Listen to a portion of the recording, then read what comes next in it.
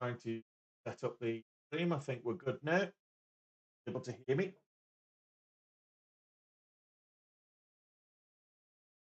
Oh, you working? I can go to.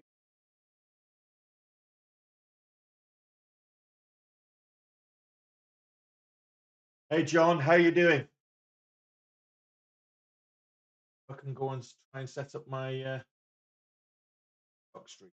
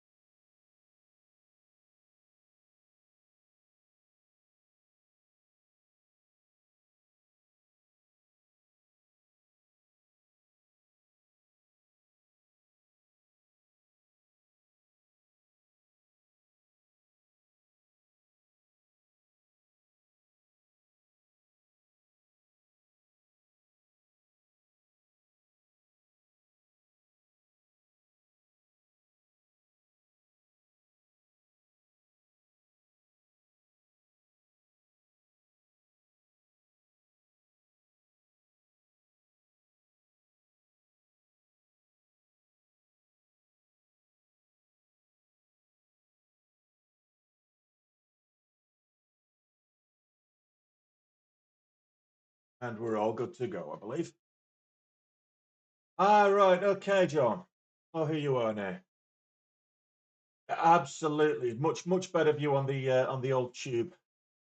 Rather than me taking the camera, I've actually so on Streamlabs there's a beta testing or beta integration with YouTube with TikTok where the RMTP stream direct from your laptop. Now I don't have that right now. Only a selection of small selection of users have got that. So I've applied for it, and I think I'm in review at the moment. I did complete a survey with TikTok yesterday, so hopefully that will allow me to start streaming directly to directly to. Um, Other than that, not a lot else I can do other than the way I'm doing it.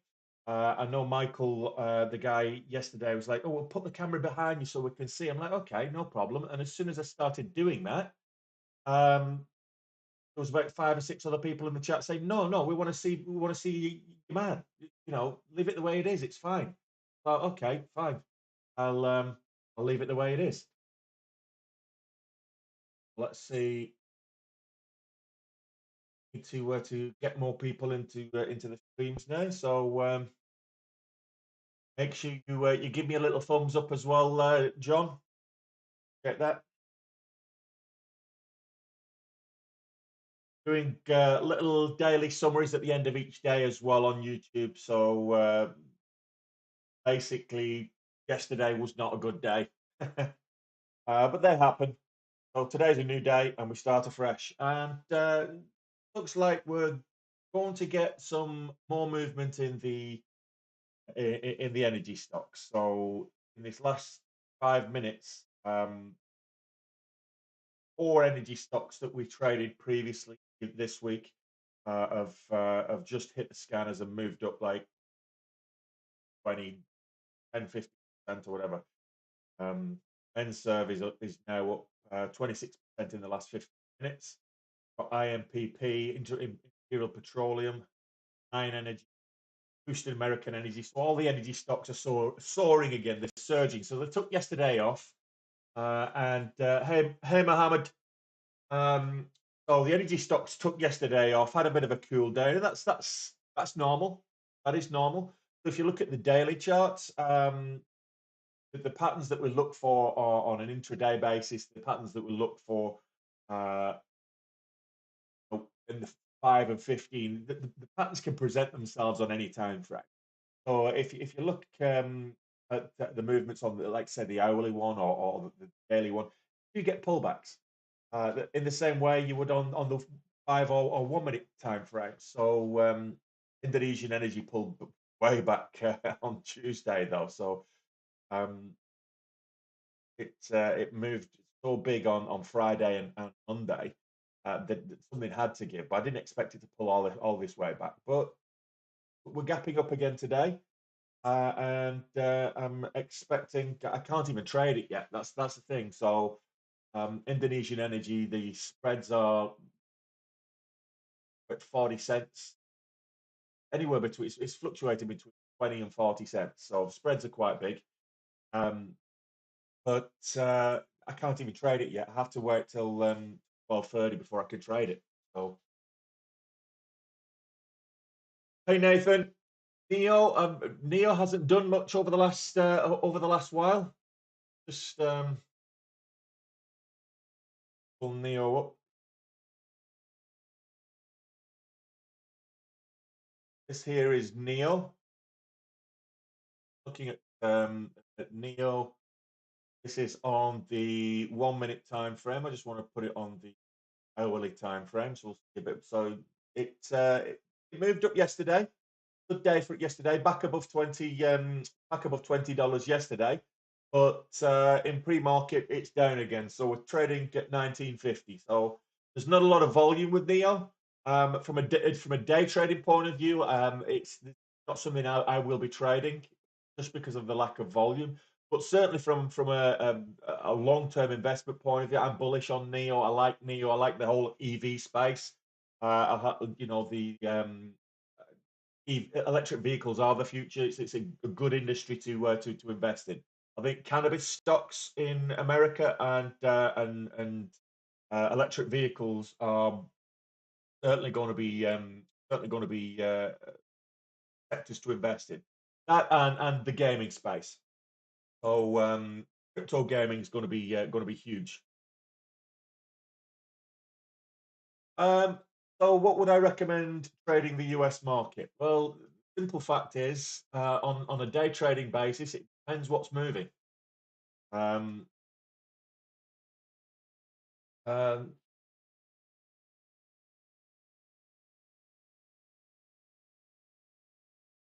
XRP, do you mean will Ripple win? I can't see how they can't. I honestly, I'm not a lawyer. I'm not a legal profession. But if you're talking about the Ripple versus SEC or SEC versus Ripple case, the evidence is overwhelming. I mean, it's a frivolous case that was brought in the first instance, and I honestly can't see why how the SEC could possibly win. And if they did win, that would essentially mean that every other blockchain, um, every other every other crypto coin that's with a similar blockchain uh, could be seen as an equity. So and then subject to financial regulation. So I don't see how the SEC can win. Yeah, well, you know what these lawyers are like. They get paid by the hour or by the day, so they string it out as long as they can. That's what it is. Um, so how did I feel about yesterday, John? It happens. You've got to what. This is one of the reasons I don't draw money out on a weekly basis. I leave it. I leave it the end of the month. As far as I'm concerned, it's not real. It's what's it? How did Matthew McConaughey say it in Wolf of Wall Street? It's Fugazi, it's Fugazi. It doesn't exist. Okay, so until it hits my bank account, it doesn't exist. It's not real money. So that's how I deal with the emotional side of trading. I try and that's how I deal with the emotional side of trading. I look in and I view at my gains and my losses, and it's not real money until it's realized in my bank account. So I start with a certain equity each month, and then I'll grow that. So it's just a number on a platform. If I actually lose money on any given day, um, then it doesn't really matter to me because that initial equity is still there. I've not actually. So I can look back at the long term and I can look at how much I put in the long term. So if I look at how much I've actually invested in day trading, so probably about 35,000 at this stage out of my own pocket. Um, I'm more than in pocket. I'm more than in profit. So if I blow up my account a couple of times, you've got to take a step back and just forget about it. It's put money back into it. the point comes, and that's when you call it quits, is when you start putting 50% of your gains back in to replenish any accounts. Um, Actually, I do play poker, funnily enough, but it is that kind of mindset you have to have. If you're playing poker, you don't think about the money that's behind the chips. It's just numbers. You start talking about pot odds. You start talking about your chances to improve your hand. It's just numbers. It's just mental arithmetic, and that's all you've got to do with trading as well. If you think of it as money whilst you're trading, that's when the emotions take over, and that's when you get nervous. And if I was thinking, okay, I'm $5,000 down on this trade, I'd be like, $5,000. What can I do? I could do with so much with $5,000. And people watching me trade will be thinking that, you know, I would get so hung up with if I lost $5,000 in a day, I would get so hung up, and it would wreck me. And a lot of people, it does wreck them. So this is the psychology of trading. You've got to understand that some days it's going to go against you. Some days it's going to go for you. And it's about making sure that you have the risk management principles in place that when it does go against you, you're not giving back all the gains from a previous couple of days. And that was a big thing for me in the early days, is that what kept me at it was I'd go like 3, 4 days on a green streak, maybe a full week green, and I'd made a decent amount of money, and I get cocky with it, and I start feeling arrogant with it, and then come in on the Monday and effectively give it all back, give an entire week's worth of profits back on the Monday. And it was so frustrating. It was, you get despondent doing that. You have to have a change of mindset. You've got to be able to say, okay, well, each day is different.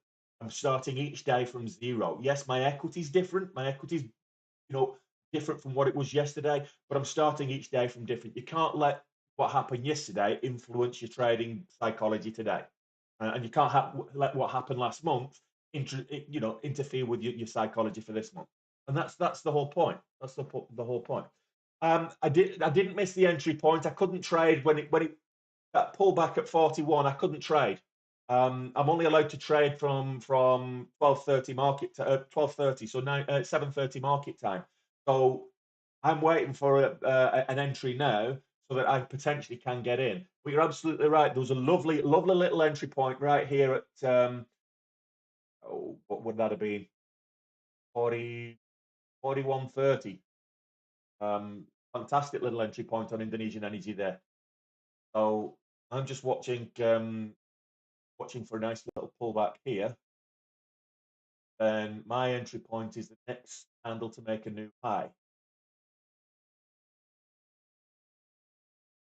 I missed I can't, and you can't get hung up on this is where FOMO gets in. If sometimes it goes without you, but you don't want it, certainly pre-market, you don't want to be taking trades just for chasing momentum, chasing the move.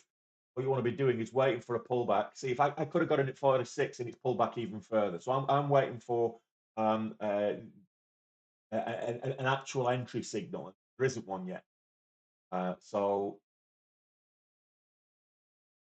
couldn't trade. I can't trade before 12:30 my time, or 7:30 before the market. So if it goes without me before I'm able to trade, before my broker opens up to me, then it goes without me, and there'll be more trades later.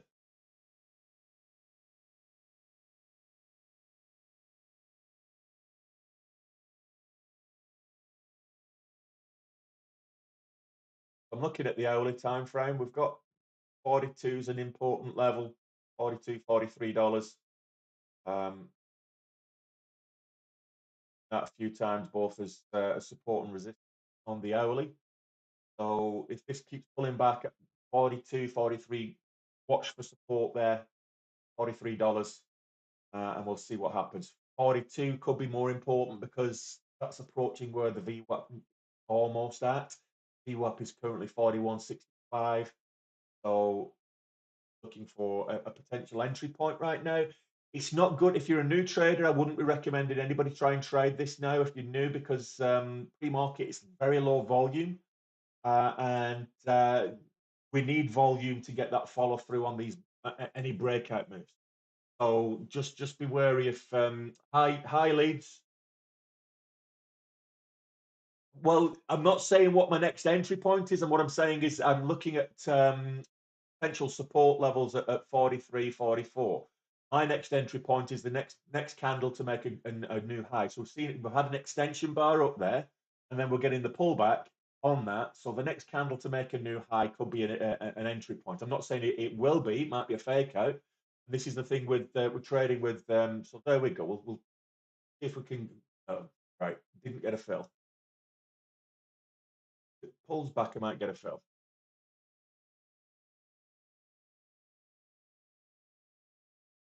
We're not gonna get filled.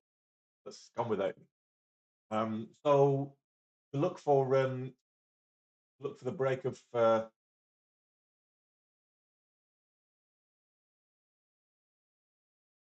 look for the break of highs. Right now, the real entry point here is $48. I missed the candle pullback. So that little pop from 45 to 46. That could have been a nice little if I got filled, that could have been a nice little quick profit, quick scalp. But I missed that. So next watch for the next one. NServe. But again, NServe here, so a little frontal. Okay, 430s.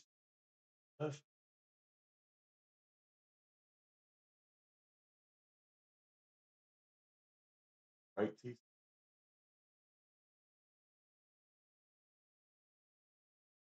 Right. We were looking at $48.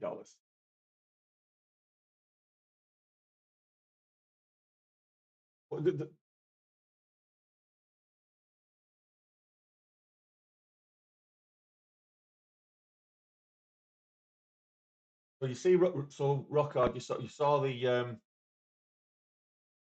so it pulled all the way back down to 43.60. So it's not a science. It's an area. Support and resistance are areas, not exact to the penny.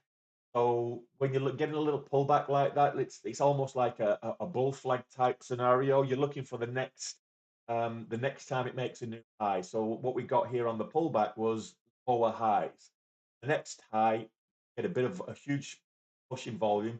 People are watching. They're obviously looking at recognizing that as a potential bull flag. So they would have jumped in here for the push up, and some would have gotten out. And you can see that on the volume by price here. That's where a lot of people got in and out. Where most people were selling, quite a few got in at that handle to make high type scenario. You can see that initial breakout. The volume came through was quite big here. This green bar on the histogram is the volume. And when it didn't break out beyond the kind of 47 and go retest highs, see that people are just sitting back. They're not trading it. They're holding it. If they got in here, they either took a quick scalp or they're still holding.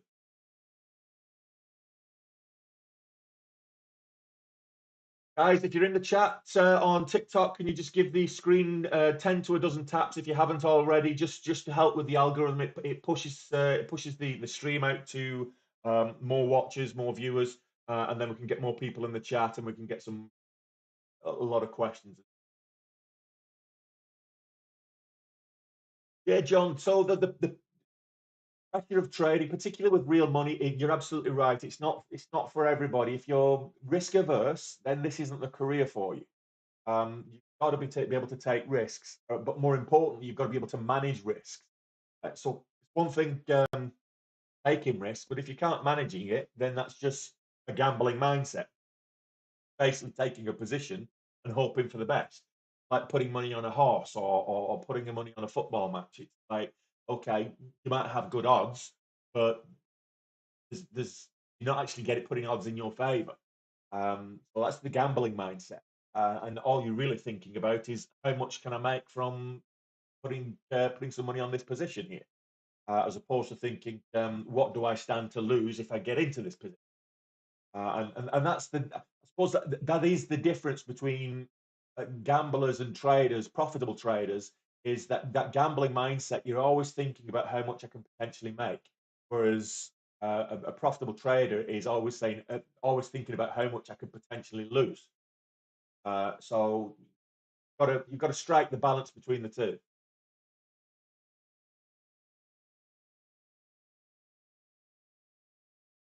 Let's have a look at NServe, Houston American Technology, Houston American Energy.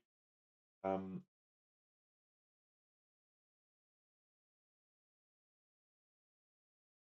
Current high. This one, and I'm deliberately marking the highs because so much moving today that keeping abreast of what the highs, pre-market highs were, is going to be difficult watching so many. And it's all the energy stocks again. Marking the highs on um,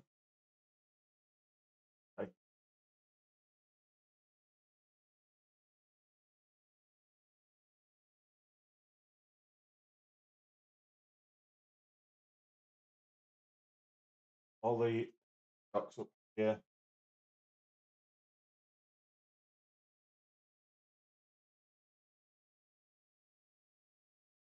Oh, oops. Oh, Marps is low volume at the minute. That tends to the volume comes in on Marps after the bell, but we're getting good volume with and Surfcom. Good volume with American as well. I on both of these.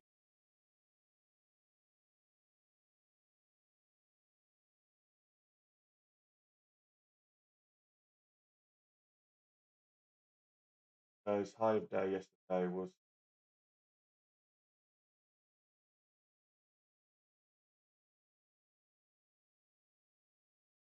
this is why it's important. This is what you can get from. I get a bit from the 60-minute, and I get from daily as well. Is areas for other areas for support and resistance. What areas of support and resistance are previous high of days or previous low of days, like that. Um, Give us a good indication.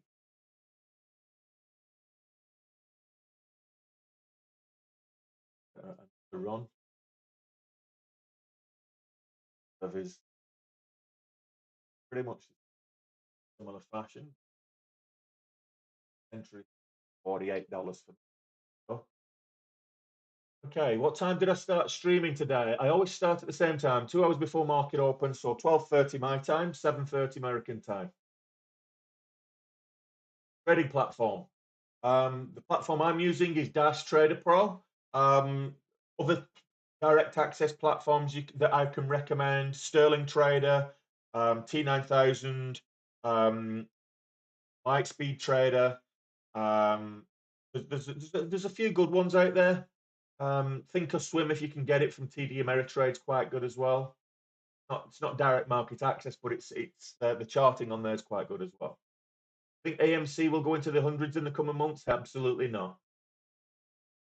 Anybody that's bag holding over $30 a share, I'm sorry, you're not going to see $30 a share with it.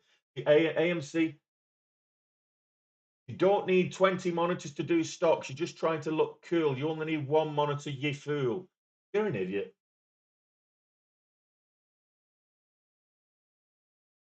Clearly, one of the guys that's probably never made any money on the markets in his life doesn't even know what I'm looking at. But you know, we always get those idiots.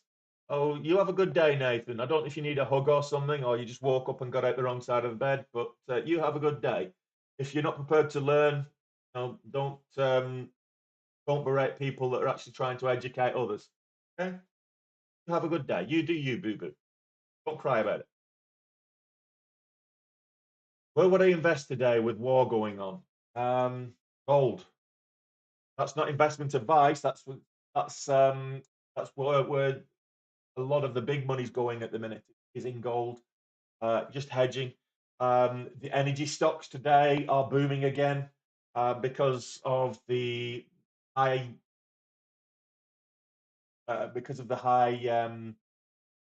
what I'm looking for, the high demand, but limited supply. So oil is at its all-time highs per barrel, and we're seeing that at the pumps. Gas is gone through the roof again. I went and topped up my gas card the other day, and it ran out. I normally top it up; it lasts me about 2 weeks, and it ran out after about 7 days. I'm like, not changed the settings on the boiler or anything, so I'll go figure. But yeah, you're just getting less for your money now. Any idea why gold? Because gold is the go-to safe haven for money in times of trouble. It's always the same. Whenever a war breaks out, whenever there's political instability, whenever there's a potential um, uh, political turmoil that can impact stock market, people put money into precious metals, and gold being the daddy of precious metals. So that's why people do I long and short stocks? I'm long bias. I do short when I need to, but I have a long bias. And the reason I have a long bias is when the patterns form, they tend to break out more predictably than they would with the short bias. The patterns are exactly the same, but in reverse. But more often than not, because the volume is on the long, volume is long biased because the majority of people that are buying are longing stocks, the buying stocks to move higher. That's where the volume is. So it makes the pattern breakouts there's a little bit more follow through. So the range of a breakout tends to be a little bit bigger, so you can get a bit more profit from it. In addition to that, most brokers charge you a fee for shorting, unless it's easy to borrow. They will charge you a fee for either locating your shares to short and subsequently borrowing them. So it's more expensive to short than it is to long. Like in the order, I'm just ordinary like you, and I'm trying to capitalize on this. Wherever the markets are moving, whenever the markets are moving, we're getting volatility in the markets. We can profit. There's always going to be something moving and having a good day and moving with extreme volatility, and it's those extremes that we're looking for on an intraday basis. So if you've got the right strategy to take advantage of those extremes, then what I would say is that's how we take advantage of a market like this.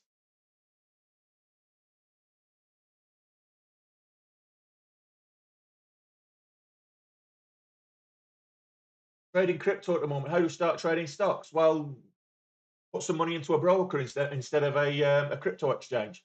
Move some of the money out of the crypto exchange and put it into a broker that deals with equities. That's probably the easiest way to do it. Right. So Indo's just broke below the volume weighted average. So I'm move off that. And Servco is ranging sideways. Houston American, IMPP, they're all above VWAP. So Indonesian Energy is the one that's just broke below VWAP. So I'm just going to not look at trading that for a while. So we've not taken a trade. We've missed a couple of entry points on Indonesian Energy so far today. We were looking at trying to get in there a couple of times, but we missed the entry point. And if you miss the entry and it goes without you, that's just tough luck. No, the problem is with Indonesian Energy is because I like to buy I like to buy the ask. Um, I like to buy the bid. So if the spreads are big, I often don't get filled on a spready stock like Indo. So I end up being limited and having to market orders as opposed to limit orders, and that costs me a little bit more. But oh, that's just the way it is. So had good days in the markets yesterday. So the SPY and the Nasdaq and the NYSE, they were all up on the day. But so far pre-market, they're down again. So the SPY's just over a percentage point down. Nasdaq's 1.5% down. So we're up, we're down. It's very rangy. The wider market is very rangy at the moment. We're not looking at any kind of bear market as such in the long term. It's still in the state of what could be deemed correction area, um, and this pullback is it's not too not too worrying. If it starts dropping below, if the SPY drops below 400, then I would say we might start to see more bear market characteristics. And as long as it stays above 400, I think we're going to have a bounce at some stage.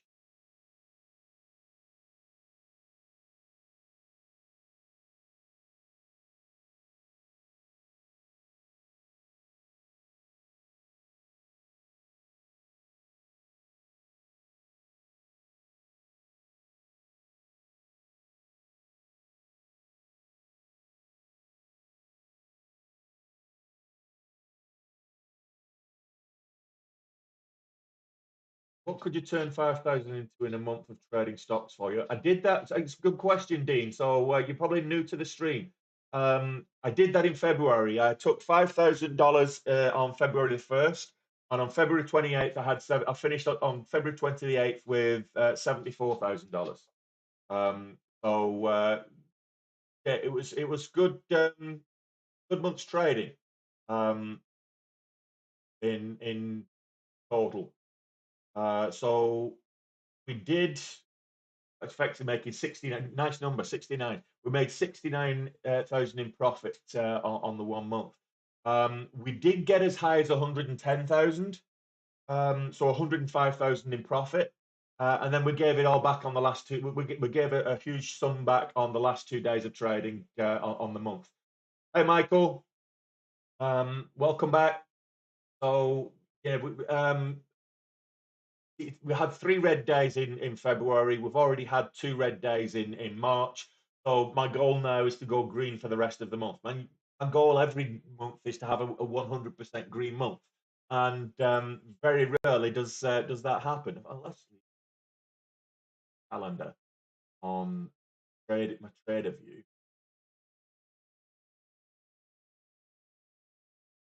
2021. Let's see how many fully green months I actually had. Two, two, two green months in no, actually, I had 3 because of August, but I can't really count that because I had 3 weeks where I didn't really do any trading in August. So what's funny is October I had more red days than I had green days, and it's my biggest month from a profitability point of view. So, or one of my biggest months profitability point of view. Oh, go figure. But that happens. That does happen. Stock market is not. How did I learn to be a good stock trader? Practice, practice a strategy, um, lots of practice, practicing the strategy, executing the strategy, risk management, being very disciplined around the risk management, and losing a lot of money. So a lot of, in fact, the majority of people that get into the markets lose money. And I was no different. I was no different. So I started off and I lost easily $25,000 in the first instance before I started making any money. Um, I started then being profitable, and then I still blew up my account twice, even after I started being profitable. Uh, Granted, I tried trading an extremely volatile stock with big leverage and not knowing how to trade a stock like that, which was GameStop last year. It was just so volatile, and blew up my account twice. But I made profit on GameStop as well. In the long run, I made profit on GameStop. It's about having a strategy. If you want to learn how to do this, can you start earning without not having anything in your account? Okay, so what you're asking is, on the stock market, can you magically create money out of nothing? Well, the answer to that is not really. Highly unlikely. Highly unlikely. What you need to do is you need to create some money to put into the markets to grow it. What I would suggest to that, one of the easiest ways to earn money online is affiliate marketing. And you just create a website, which you can do, start doing that for free. Um, or you can get a domain for like $10 from GoDaddy, or cheap domains or something, and create a website on a free web hosting site, or whatever it is, and then start promoting other people's products. So you don't actually have to have a product. You don't have to have inventory. You're not dealing with customer service. You're just going out there and promoting other people's products. Create a sales funnel, and do it that way. So affiliate marketing is a good way with minimal input, financial input, be able to start and create a business online. After that, you can take what you're getting from affiliate marketing. And I'm not going to say affiliate marketing is going to make you rich, because if you want to be earning the, you know, six-figure numbers with affiliate marketing, you do have to put a lot of work into it. But if you want to go create an online business, that if you've got a good social media following, for example, you can monetize your social media and make a living out of it. Got tens of thousands of people on Instagram, and you've got a few thousand followers on YouTube, and 100,000 followers on TikTok. You can monetize all that, and you put a few links in your bio, and when people click on those links and purchase something, it could be just Amazon. Send them on to Amazon. You're recommending a particular product, and you'll get a commission, and that's easy money. So granted, in a lot of cases, it's buttons. Depending on if you go for high ticket affiliate marketing, it does require a bit more work, but that's how you get into start earning money with nothing down. That's what I would say. Getting into the markets, realistically, you need at least $5,000. At least $5,000 if you're going to be day trading. If you've got $5,000, I would say the likelihood is you're going to lose $5,000. Most people who have $5,000 put it into the markets without a plan. They don't have a strategy. They don't know how to trade. They don't know what to look for. They don't know how to read the technicals. They don't know how to spot areas of support and resistance. They don't know what patterns to look for so they can spot potential breakouts. And without that, you're going to do what I did, and that's lose money. So the best thing to do is educate yourself, read a few books, look for, learn technical analysis. Buy a course, like, there's a course in my link tree, $150, money back guarantee. If you don't know how to trade after you finished it, then I can't help you any further. But if you've got a course that teaches you a strategy, gives you an edge in the market. The rest is down to discipline. It's about execution. It's about you being disciplined with risk management. It's about learning the skills to be successful.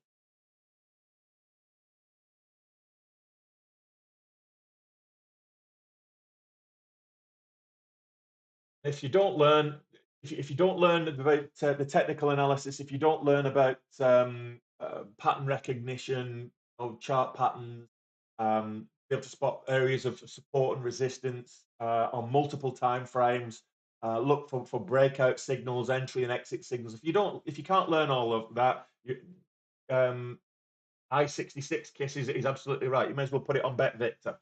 Stick it, go down the bookies, and put it on Fury to beat White, or whatever it is. Actually, have we got any boxing fans in? Do we think Fury's going to beat White? And if so, will it be a knockout or will it be on points? Let me know your predictions on the Fury White fight next month. Yeah, so technical analysis from crypto is exactly the same as you would get on stocks. The principles of technical analysis are exactly the same. I keep my charts relatively clean. And what I mean by that is that in terms of technical indicators on crypto, I look for trends. So technical indicators for me on crypto, because I'm looking long term, I'm more looking for investments than day trading. The technical indicators are a bit more relevant to me. Whereas in day trading, intraday trading, um, the technical indicators are lagging indicators. So if you're using the 1 minute time frame, a technical indicator is unlikely to help you very much. You need to be able to spot the patterns with the candles. So if you're looking for, flag breakouts, wedges, ascending wedges, descending wedges, bull flags, bear flags, flat tops, um, up and handles, so all these different patterns that you can find in the candles themselves uh, for potential areas of breakout. That's really what we're looking for. Yeah, I think Fury. I think White's all wrong for Fury. I really do. Um, I think Fury might win it, but I just think White's got a really good chance, a better chance than Wilder did. Wilder's a one-trick pony, whereas White's got the power, but he's not just a one-trick pony. And if Fury tries to dominate White like he did Wilder, leaning on him and using his weight, that's not going to go his way. I think White's all wrong for Fury.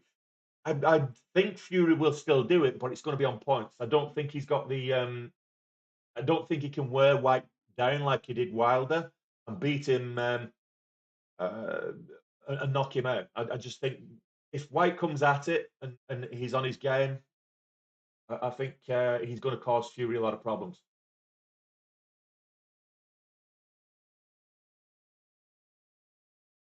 Can I explain the info I get on the bar charts and the volume charts on the histogram? Okay, so on the candlestick, you're getting 4 points that are relevant. You're getting the opening point. On a green candlestick, the opening point the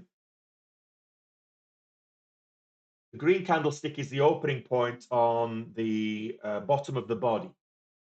And so the open is the bottom of the body. The close is the top of the body. The high of that time frame is the top of the wick. The low of that time frame is the bottom of the wick. That's what every candle is telling you. However, on the histogram at the bottom, which is where the volume comes in, all you're getting is the volume of shares being traded at that particular time frame. So as you're getting more shares traded, it's basically telling you how many people how many shares are being traded at this point in time. Now, I've also got one which is volume by price. It's telling me, and it's split into two colors.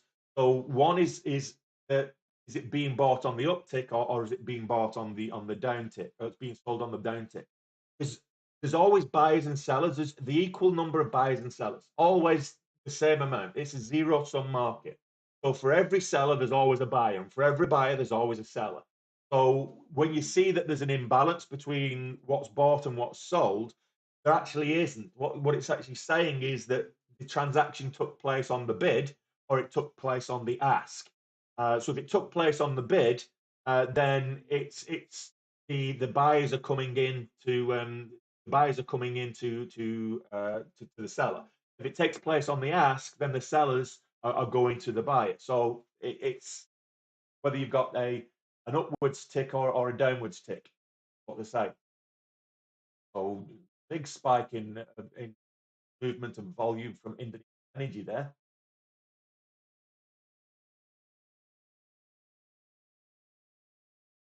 What do I use for stock leveraging?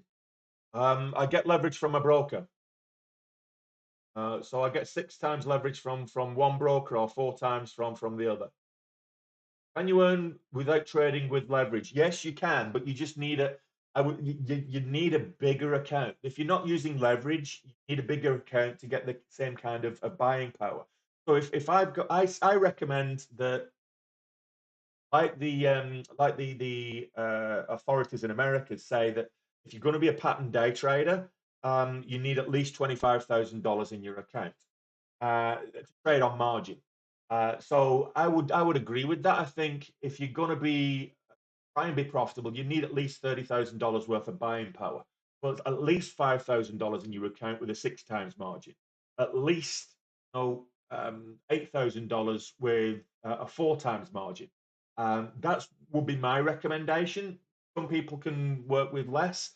It's very difficult to work with less because if you're making if you're trading with commission structures, you've got to take that into account in terms of your profitability as well. So bear that in mind.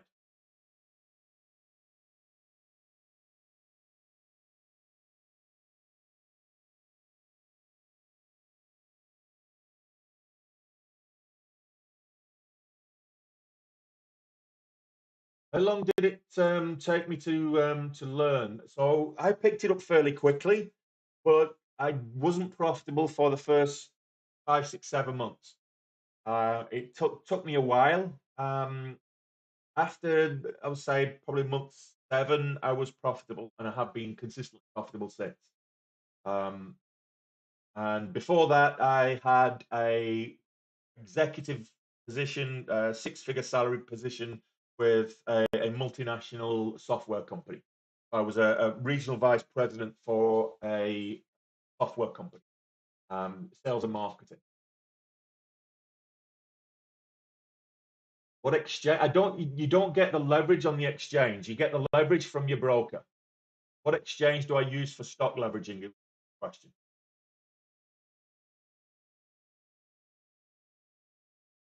Okay. Basic TZ. What, I'm sorry, Jack Sparrow. Can't see the volume on your accounts using basic TZ. I'm not sure what the TZ stands for. I a little bit difficult.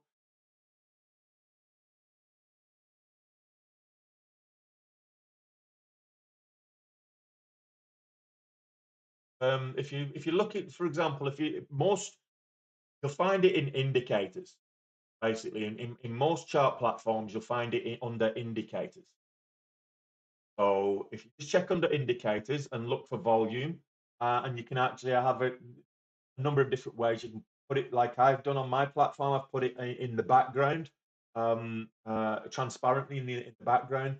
But a lot of them you can have a separate histogram at the bottom for volume, and a lot of people prefer it that way.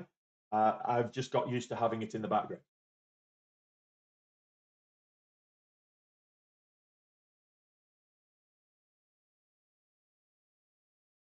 Does everyone get the same leverage for the same amount in the account? So it depends on your broker. Some brokers will offer you 2, 3, 4, 5 times leverage. Some brokers will go as high as 6 times leverage. If you go to some brokers that are trading Forex, depending on the instrument as well. So if you're trading Forex, you can very often get 200 times leverage, um, which is huge margins. Uh, so that's one of the reasons I don't trade with Forex. It's the risk is incredibly high because the leverage is incredibly high. There are a very small amount of profitable Forex traders. Trading on futures, again, the same thing applies. You get 50, 60 times leverage with some brokers. But in terms of equities, in terms of stocks and shares, normal, regular brokerage accounts are offering typical margin account will be offering 4 times leverage. Uh, they, with some offshore brokers, get 6 times. Opinions on MetaTrader 4. I've used it. It's not great for day trading equities. It's built really for Forex trading. And I think most Forex traders swear by it. They think it's absolute bee's knees. But I don't like MetaTrader 4 or 5. It's for me, my own personal preference. It is a good platform. Don't get me wrong; it's a good platform. What it does, but it's not good for me. I don't like it. What are your thoughts on momentum trading? So I have a momentum strategy. So momentum trading, one of my strategies that I employ is the momentum trading strategy. So momentum trading, 100% for it. Does your broker credit check you? No, what they do is they won't give you any credit because they give you leverage. So you have to have equity with them, and they give you a multiple times of that equity. But they will close your position and margin call you if your equity falls, even in an unrealized basis. Your equity falls below a certain level, they will margin call you and close out all your positions automatically to protect themselves.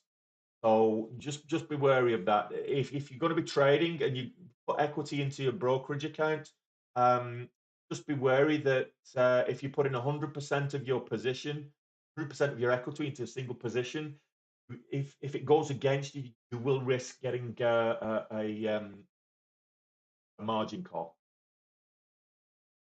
My opinion on momentum trading, I have a momentum trading strategy. As I say, it's you need it. So gap and go which is my go-to strategy, certainly first thing in the morning. That is a type of momentum strategy. What we're looking for are strong stocks with high volume moving in it with a particular trend. Now, it can be up, it can be down. It depends on which way the trend is, and that's the way the momentum is. I'm more long biased, so I will tend to trade with upward swing.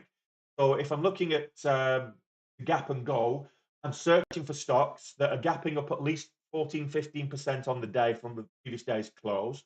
I'm looking at them that's trading with high relative volume, but at least double the average volume that they're trading with.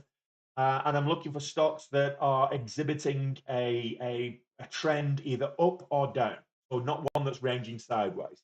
So what tends to happen is at the open, so I'll mark out key areas of support, resistance, key high, like pre-market highs, consolidation levels, that kind of thing. But at the open, I'll look for that opening candle. If it's looking to make a move upwards because it was in an upwards trend, and it's close to a support level, I might just jump in with big size and ride the wave up and ride the momentum up with that and take profit on the way. It's a good that first 2-3 minutes jumping in with big size. If you've got the momentum in a particular direction, is usually a safe bet anyway because that's where a lot of people are entering the market and a lot of people will be entering their positions. Conversely, you may get the opposite of that, where you get the sell-off at the open, or in counter to the trend it was exhibiting pre-market. In which case, I watch that candle and I look for the an opening range, if you will. When it comes back, we'll use the momentum strategy. We use that momentum when it comes back to break through that opening range high, and then I'm not the only person doing that. So as we break that opening range high, it comes with a big volume and a lot of other traders jumping in on the same action, and that's when we get the big push to the upside. So momentum strategies and momentum trading is for me is probably one of the best strategies that I have, because when you get the breakouts, you do get the confirmation, you get the follow through. What time of day do I trade? I could trade all day, and sometimes I will, but most days I'm done by an hour into the market open. That first hour is the most volatile of the day. You do tend to get, the volume picks up again in the last hour of the day, but for me, I make most of my profits between 9:30 and 10 o'clock market time. What time frame is best for charts? That's like saying, what's your flavor? What's your favorite ice cream? It's subjective. I like to trade the 1 minute and the 5 minute. Most of the action is on the 1 minute, but it's underpinned from a pattern point of view, pattern recognition point of view on the 5 minute, and the key areas of support and resistance on the 5 minute. I do look at the 60 minute. Again, intraday level. I look at the intraday levels for previous days' highs and lows for support and resistance areas. But while I like the 1 minute chart, it can be very choppy. It can be, particularly as the market opens. So some people prefer the 2 minute chart. Some people prefer just going straight to the 5 minute, only trading the 5 minute. It's all about individual preference. It's all about what works for you as an individual and what you're comfortable trading. So you know Time frame is an individual preference. I have the 1 and the 5 minute. My strategies are built on the 1 minute, 1 and the 5 minute, but the patterns they form in any time frame. Do I do private tutoring? I've got a course available, and with that course, if you buy that course, you get a 90-minute private tutoring session with that included in that. A private mentor, 90 minutes of mentorship with that. If you're subscribing to a longer period, you'll get regular mentorship with that. So did I use a course or did I learn to read books? I lost money, is what I did. I read quite a few books. I lost money. I didn't actually take a course, but I did learn from quite a few people that have courses out there. There's a lot of free information. It's on the web. You can everything that I do, you can find it free on the interweb. Um, it's if you want to do your own research, if you want to cut the corners, by all means, buy my course. It's only $150 a month. Um, Money back guarantee if you're not happy with it within the first 30 days. But the information contained within the course is free. It's freely available out there. I got that information and built my strategy for nothing. So I've basically collated it and put it all into onto paper into a digestible format that you can put corners with. If I'd had that mentor, if I'd had somebody put the strategies in a digestible format that I can actually take and try out and grow an account over, say, a 3 month period, I wouldn't have lost as much in the first instance. That I'm guaranteed.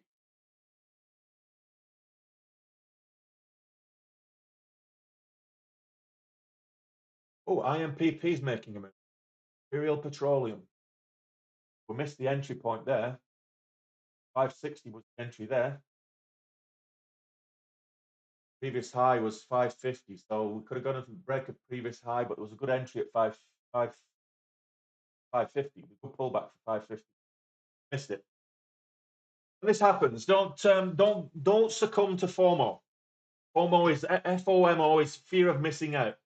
Hey, don't succumb to how long is the course? How many months do you need at $150? Well, that's up to you. So you can go through the course in a fortnight. There's effectively there's about 15, 20 hours worth of content, lecture material in there. There's 10, 11 exams in there as well. So how long is it going to take you to get through, 15, 20 hours of lecture material? Uh, you can do it in a month easily. You can do it in a week. The question that you want is question that you want to ask is how long am I going to need to digest this and then put it into practice and follow through with all these plans? Because it does create part of the course does create a 3 month plan for you that you need to follow. Uh, not saying you have to be a student on the course for 3 months. Um, Different people learn at different rates. So if you're a slow learner, then you might need longer. If you are quick to pick it up like I was, then you can probably get through it in a week and then start trading by the end of the month. It's up to you. Individual people have their own individual speeds to learn. That's all I can say on that one. So I don't make any guarantees as well. Once you've completed the course, there's no guarantees that you're going to be profitable. That's down to you. I can't give you, I can give you the information, I can give you the strategies, and I can give you the patterns. It's up to you to execute against that. I cannot give you the psychology. I cannot give you the mentality or the discipline to be profitable. Take a small position for the break of 570. It's 10 cents. So falls below 560, which is the low of this previous 1 minute candle. If it pulls back below 560, I'll just exit. Not a lot of volume, which is why this is a risky one. But for the break of 570, there we go.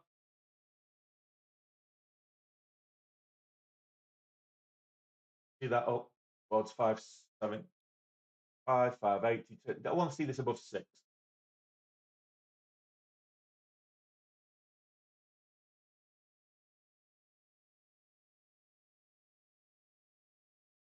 hold this net. Our exit point on this one is still 5.6. So bearing that in mind. So that red, low of that previous red candle is 5.6. We're in at 5.69 is our average buy price. So up at 5.80, 5.90. That's $5. The reason I'm saying that is because if I look on the 60-minute, there's quite a bit of resistance. Dollars.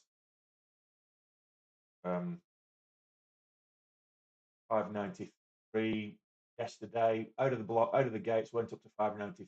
But pre-market yesterday, the pre-market high was 20. Getting we're getting a range around the $6 as a resistance based on yesterday's action. I want to see this above 580. Take a bit of profit off at 580, and then the rest, or for a test of 5.6. If we can break $6, then got quite quite a good way to go if we can break dollars.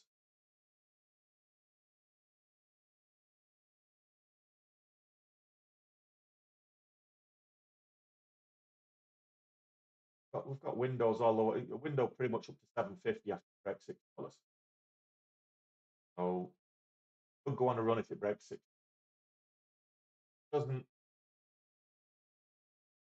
pull back to 560, what back to 564, then we'll get out. So we're just in this, we're just consolidating at the.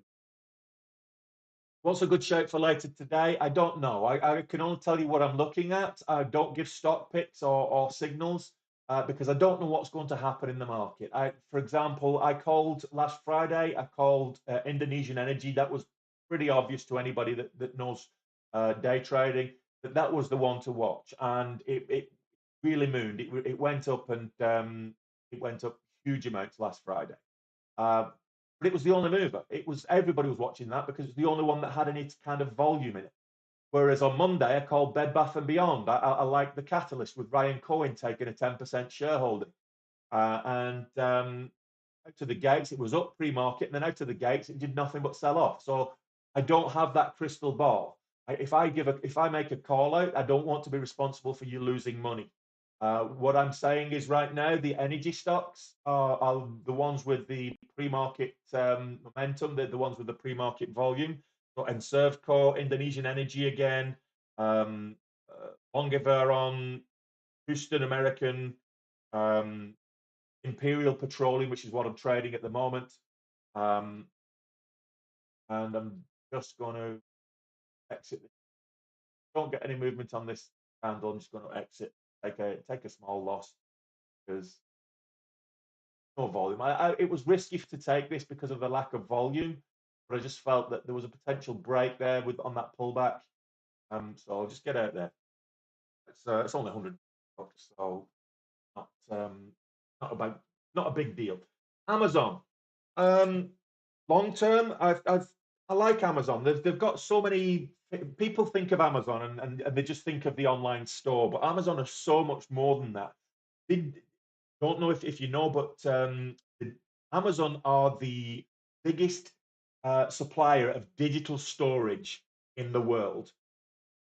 I don't know if you're aware of that. So, in terms of digital storage, Amazon supply the most digital storage in terms of capacity, more than IBM, more than Dell EMC, more than any other vendor. So Amazon for me has, and they've got quite a lot of other technologies that they use as well. I'm bullish with Amazon. I think it's a good investment long term. And I do have Amazon in my portfolio. Amazon and Disney is in my portfolio, and I like them. I like them. What are my thoughts on Starlink? Um, Interesting. I think with with anything Elon Musk, Elon's got the Midas touch. So anything he gets involved with turns to gold. But I think that the test of Starlink and if they bring out the new Tesla phone to go on to the Starlink network, then fantastic. You know? Split stock situation. Sorry, what are we talking about there?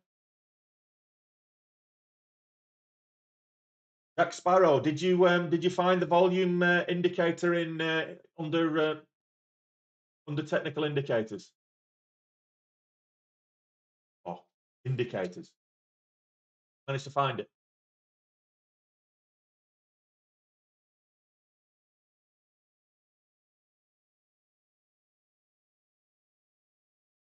The thing is there, so just going back to the trade I just took there with Imperial Petroleum, I took that from the break of highs. So the previous high of day, and it broke the high. So I was looking at the break of 570, which was the high of day.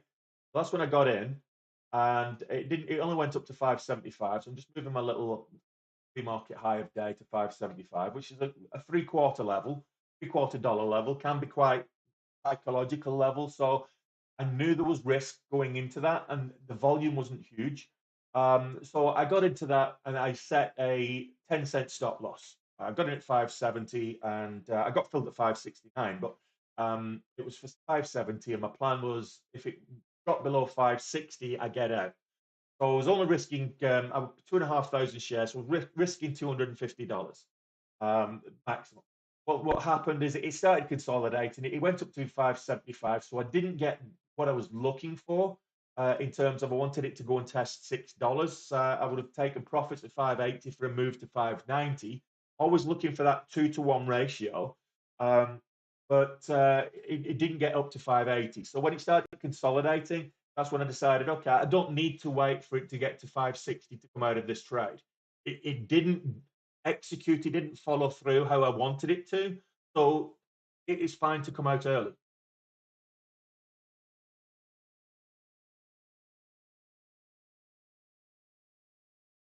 And funnily enough, I came out at 565. So I only lost 5 cents on the share on that one.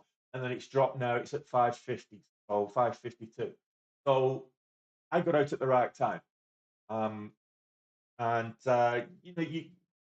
if you're just sitting around in consolidation, the longer you're in a trade, the more you're exposed.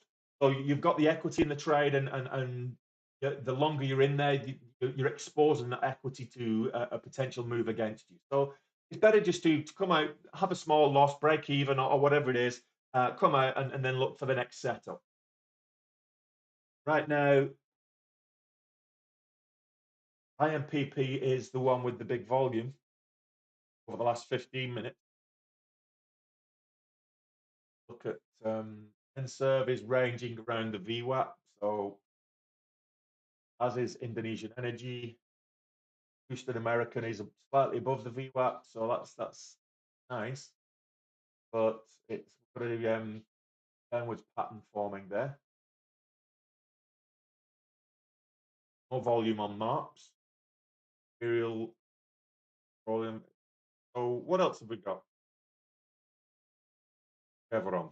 Have a look at Long Evron. Long Evron is currently 16%. Q4 earnings call tomorrow. This is a health stock. It's makes it a little bit more interesting because all the rest are energy stocks or petroleum stocks. So other than Q4 earnings, I'm not seeing any news.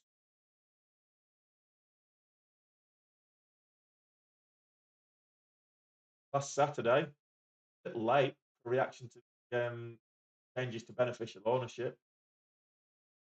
Last Saturday, I think this moved on Monday though. So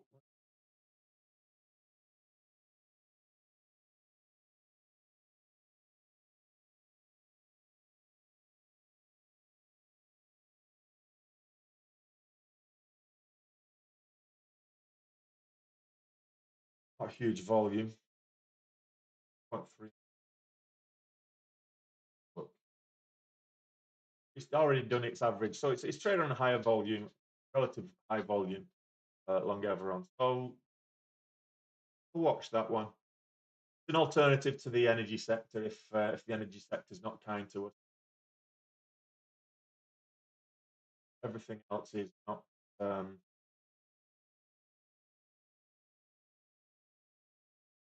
Not a lot of volume yet. This has happened a couple of times over the last couple of weeks. Oh, I didn't take your harness off, did I, baby? What about that? So this happened a couple of times over the last week. We've seen, stocks move up pre-market, but they've not set up for a trade, and the volume hasn't really been there for the follow-through. So we've had to wait till the market opens, and then it's just gone absolute, crazy shenanigans. So it's certainly worth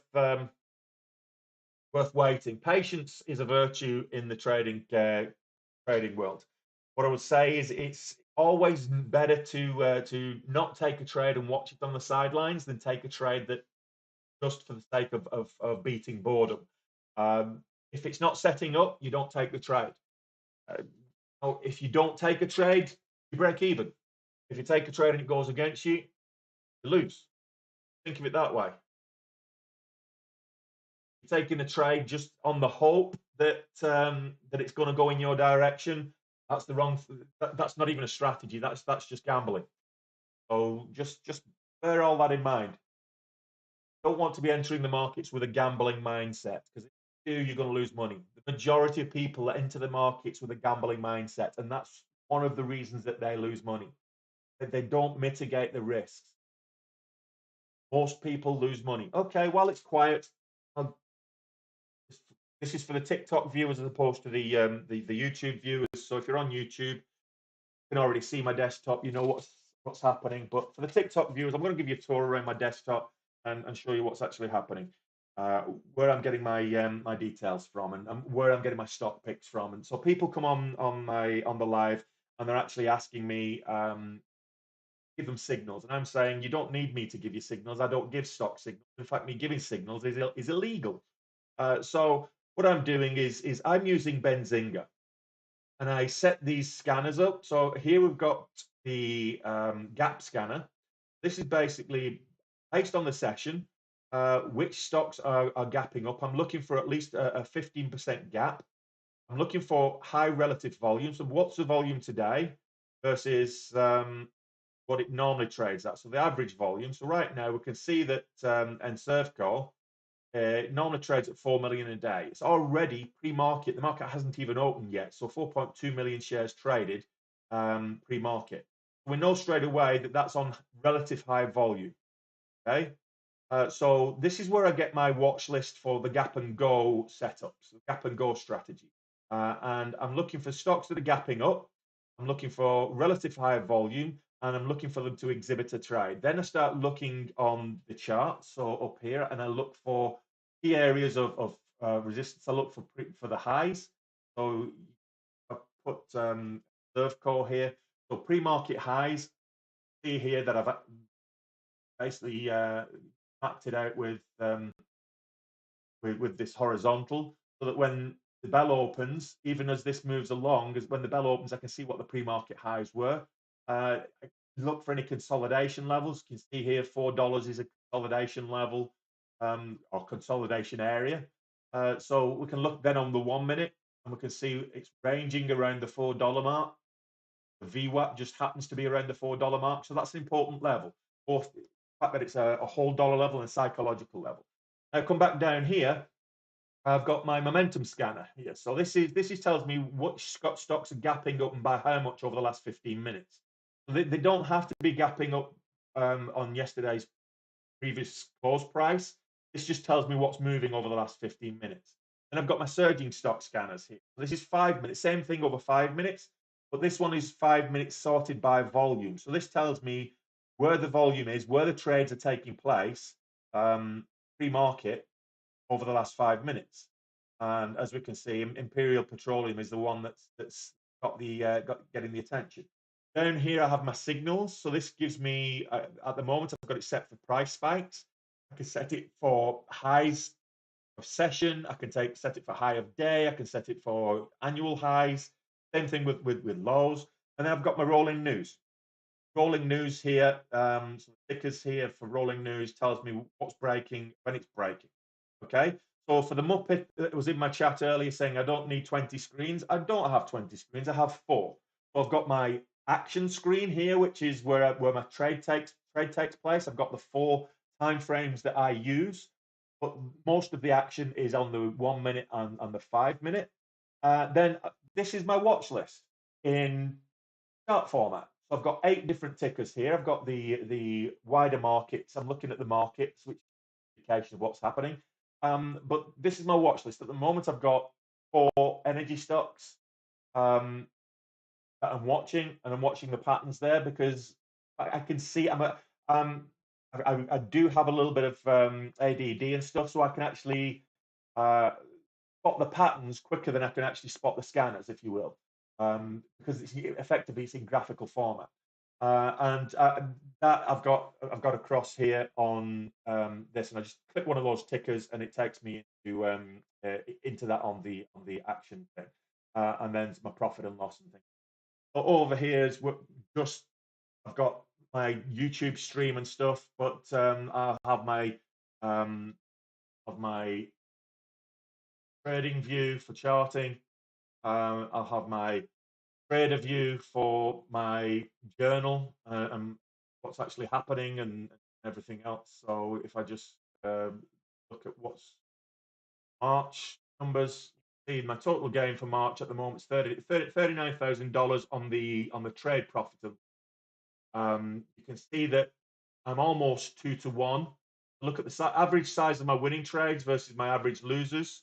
I'm probably not quite 2 to 1, but I'm not far off. My accuracy at the moment is about 57%. So that needs to improve, and I can do with improving my um, risk reward ratios as well. So yeah, I mean that's why I've got this. So anything that I'm looking at, I look at my emails, I can look at the options chain over on this screen, check the live stream and the chat in the live stream as well. So that's just my busy busy screen. The others are one's my watch list, one's my scanners, and one's the action where I'm trading. So I don't gamble based on volatility. Um, Volatility is what we need for the views for the moves. We as day traders we embrace volatility. The more volatility there is in the market, the more we are likely to get a big breakout. So volatility doesn't mean that it's just going up and down, up and down. But volatility means making big moves. If it's ranging between, like Bank of America, for example, it'll range 10 cents. It's got a 10-cent range or something. It'll range 10 cents across the day. And you get the high frequency traders making millions off Bank of America every single day just by buying the bottom of that range, selling the top of that range. It's 10 cents. And they're making money on the spreads as well, but that's not a volatile stock. In fact, that's less than volatile stock. It's more predictable. Whereas I can't make money on Bank of America. There's not enough volatility. So we look for the 2 V's. We look for volatility and volume. Those are the two things that make day trading possible. If we've not got either of those, then the rest forget the patterns because the patterns will not adhere to the rules. You need the volatility to have the opportunity to make profits. So without the volatility, you're not going to get the big moves, and you need the volume for the pattern breakouts. So the breakouts of key areas of resistance or the breakouts of certain patterns, and the volume comes in and actually makes those moves for us. So without volume or volatility, we're not making any money. In a ranging market, a sideways market where the stocks are all moving sideways, day traders are losing money because we'll try and take trades that just will not go our way. We need them breakouts. We need those breakouts with volume. We need breakouts with volatility. And it's okay if we can take a trade and we know it's going to break out, and we know that if we get a flush. So I've been in a position where I've seen it flush to the downside, way beyond what my risk level was, but I've not panicked because I've seen that kind of sell off move before, and it gets bought right up. So it flushes into an area of support, and it gets bought right back up. So rather than selling, I add to my position and buy the dip. Now, buying the dip can be risky if you're not buying at an area of support. But buying the dip just because you got caught in a flush is one thing, but buying the dip because you've got flushed into an area of support where you know, well, you don't know for sure, but you're very confident based on the volume that it's going to get bought up by other traders. So that's another thing, and that's why sometimes you can go beyond that risk level and get a better entry point if it flushes to a strong support level, knowing that the stock is in a strong trend upwards or a strong trend downwards. What is my most profitable day? Individual day? My most profitable individual day would have been last October. I did $102,000 in a single day. And then I followed that up with my biggest losing day, but biggest red day. So go figure. But I was trading PHUN and DWAC, and they were going mental. And I was not just trading those, but I was also trading the warrants, which were mirroring those stocks as well. So I had about 4 or 5 stocks that I was trading at any one time. And the beauty of that was that with the amount of volatility it had, we had the halts on DWHC or PUHN. There was no halts on the warrants. So whenever we got caught in a halt, I'd go and trade the warrants for 5 minutes or 10 minutes or whatever the halt was. And it was still continuing to trade up and move up. So I was making money all over the place. It was a great day to trade. Great day to trade. How much do I use daily to buy shares? So I start the day with a certain amount of equity. So each month, at the end of each month, I'll look at how much I've made that month, and then I'll take a profit from that. And typically, I will start the new month with approximately 30, anywhere between kind of 28 and $35,000 equity on my account. And then that's what I will use, and I'll grow that up because the economies of scale just don't work. If I end up with like an equity of say 200,000, and I've got a 1.800,000 buying power with leverage, for example, if I end up with an equity like that, it doesn't mean that I can take big size or bigger size. It just means I can trade larger cap stocks. Because I was trying to trade the small cap stocks, which is where my strategies tend to work the best, where I get the most success from. If I try and trade the lower value stocks, but with bigger size, the economies of scale don't work. Because as I was saying earlier, it's a zero sum market. So for every time there's a buyer, there has to be a seller. And for every time there's a seller, there has to be a buyer. If I take a share size of 50,000 shares, when I want to unload that, I need to know that there's enough volume in the market, enough buyers wanting to buy my position of 50,000 shares. Otherwise, it's just going to tank, and I'm going to get absolutely either I'm not going to get a fill at all, and because the order's there, the price is going to fall, or I'm going to get a tremendous amount of slippage on the price. So the economies of scale don't work as you grow the size of your account.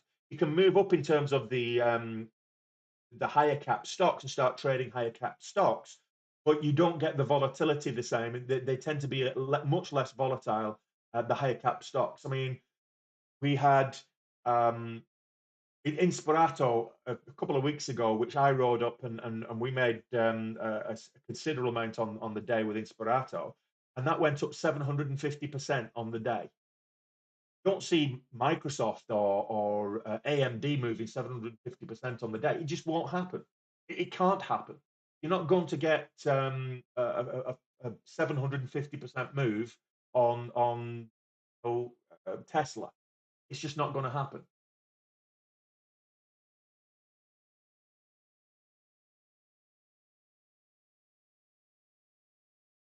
Yeah, this is a very good question. So the question Matty's asking in TikTok. He's asking. He says that it can have a really good month, and then one day it completely wipes out all of his gains. Has one red day and it wipes out all of his gains, and that was me. That was exactly me. So I would go in some cases 2 3 weeks in a row, 100% green every day, green, making what I thought was good gains, being very, very good. And then I'd have a bad day, my accuracy would drop, and I'd wipe out. a huge amount of the profits of the last week or 2 weeks or whatever. So that was me. I can completely relate with you, Matty. And what I would say with that is risk mitigation. You're not managing your risk properly. So what you're doing there is you're making your gains, and you should aim for a risk reward ratio of around 2 to 1. So for every time you enter a trade, you have a plan for every trade. Every time you enter a trade, if you're looking to make 10 cents on that trade, you should only be risking 5 cents. If you make it looking to make 30 cents, maximum risk is 15 cents. So if it goes below that, you cut your loss.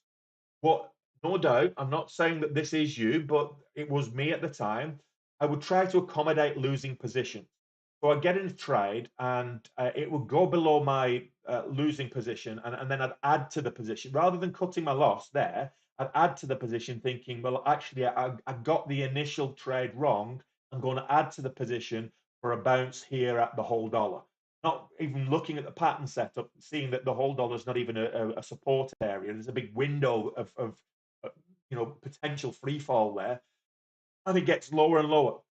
What should have been a 10 cent on the share loss ends up being a 50 cent share loss.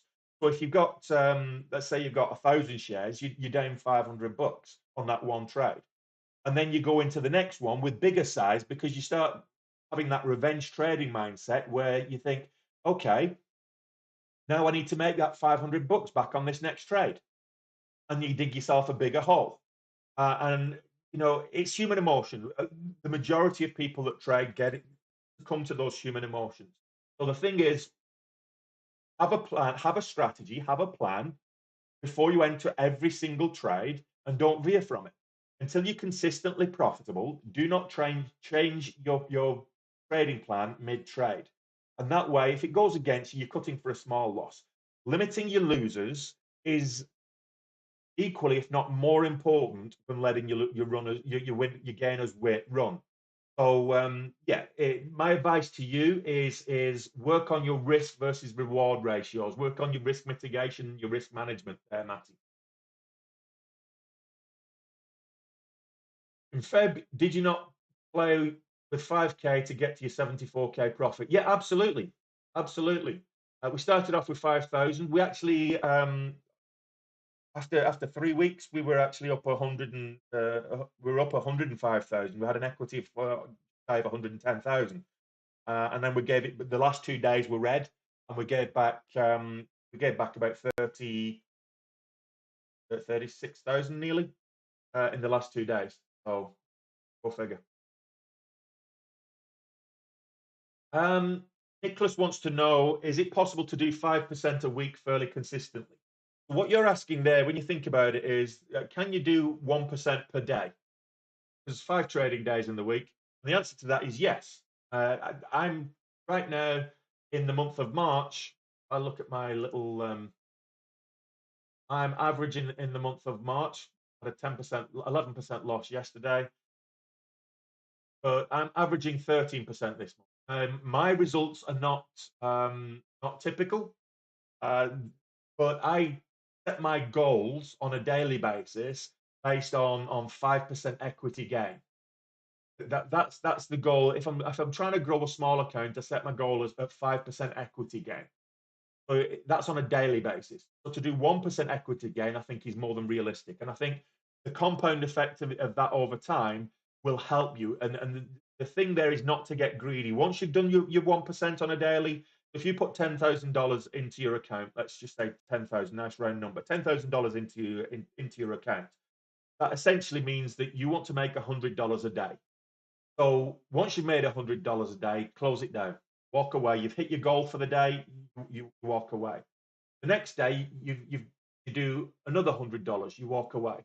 By the end of that week, you've made $500. So that's $2,000 a month. Now, it adds up. Now, if you don't take anything from that, you've now got $12,000. And so 10% is now $120 a day. Also, your 1% is $120 a day. So it does very quickly. If you manage it correctly, the compound effect has a big impact, particularly if you're trading on margin as well. That compound effect does have a big impact. But doing, 1%, I'm not saying that's what you're going to do. Discipline is 100% the key. Discipline and risk management is the key. Um,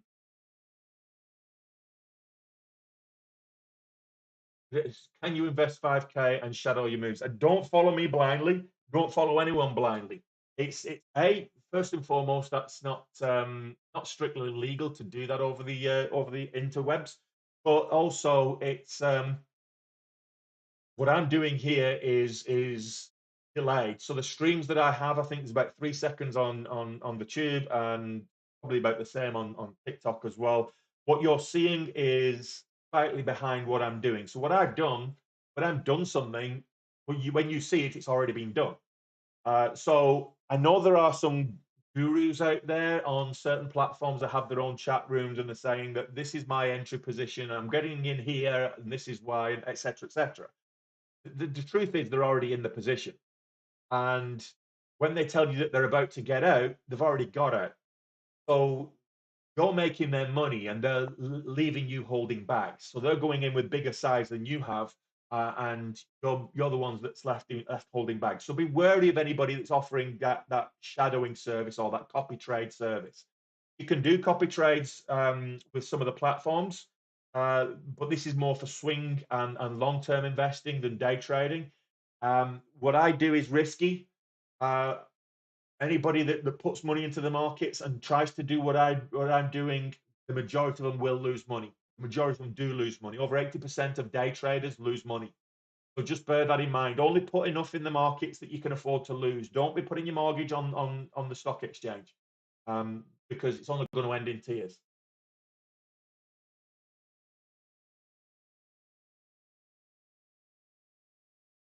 Well, Matty, that's great news. I mean, you started this year with 20K, 20,100, 20,100. Now it's 20,200. You've been high, okay, so 20, just shy of 25,000. That's fine. But it's you're going to have red days. You've got to get good at being wrong. You've got to be good at accepting this. And I was talking on the YouTube chat a little bit earlier, and I lost $9,000, no, close to $10,000 yesterday, and I lost 28,000 on the 28th of February. And it was said, well, how did that make you feel? I'm like, it's just a day in the markets. I quoted Matthew McConaughey from Wolf of Wall Street when he says, "Not real. It's Fugazi. It's Fugazi." And that's the mindset that you've got to have, the mental fortitude to realize that until it's in your bank account, it's not real. Any gains that you make aren't real. So if you give them back to the market, you can't beat yourself up over it. You've got to just accept that some days it's not going to go your way, and some days you can actually make a huge killing. So just have that transactional mindset with the money. Don't look at it as money whilst it's still with the broker. As long as it's with the broker, it's not your money; it's the broker's money. Just think of it that way. You're playing with the broker's money. You're trading with the broker's money. Now you've paid the broker for the privilege, and now what you do at the end of the month, the profits that you've made off what you've that initial equity, then you can take your profits.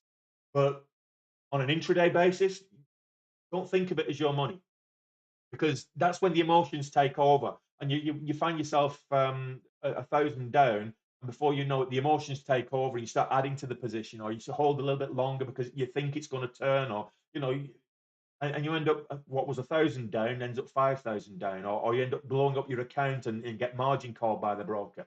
You know what? I got margin called 2 or 3 times now. It's not going to phase me because I've made so much money in the last year that I'm still in profit long term, and I've still got investments in other positions. And it's nice that I have that comfort zone, but most people don't. So you've got to be you've got, so risk versus reward. How do I determine what my risk versus reward point is? So you do a little bit of mental arithmetic. If you're in the poker, you're in a poker tournament, you're in a poker game, you're always calculating your pot odds, or you should be. If you're not calculating your pot odds, when they say there's always a fish at the table, and if you don't know who the fish is, it's you. If you're not calculating pot odds on every hand that you play in poker, the likelihood is you're the fish. So be calculating your pot odds. Same thing here. So you're calculating your risk versus reward. You know how much it is, how much you're buying in for. You know what your entry signal is and your entry point is. You know how many shares you're going to be taking. So you should have a risk point. So if you're risking 10 cents on the share, let's say you're taking 1,000 shares, you're risking 10 cents on the share. You know you're risking $100. Okay? But you shouldn't be risking 10 cents on the share unless you know you have a good chance to make 20 cents on the share. That's like a 2-to-1 ratio, and that's what they call the golden rule. Is a 2-to-1 profit loss ratio. So if you can't make 20 cents, if you're just going in there for a 10-cent scalp, the risk should be 5 cents, not 10 cents. If you've got a 1-to-1 profit loss ratio, the likelihood is you're going to need a much higher accuracy. You're going to need to break even. Just to break even, you're going to need to be right half the time.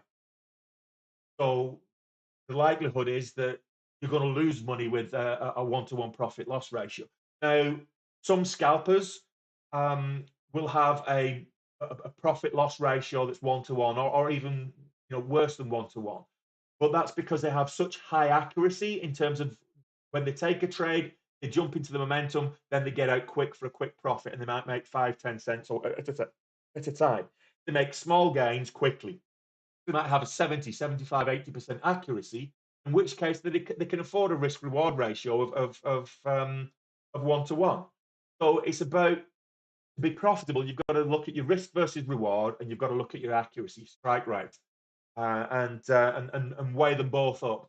So you know pretty much how much you're risking based on the share price, your risk on that, factor in, of course, the spread, but your risk on that, and whatever your usual accuracy is, which is why I journal. It's why I use TraderView to journal all my stats, journal all my trades, so I can keep abreast of my stats.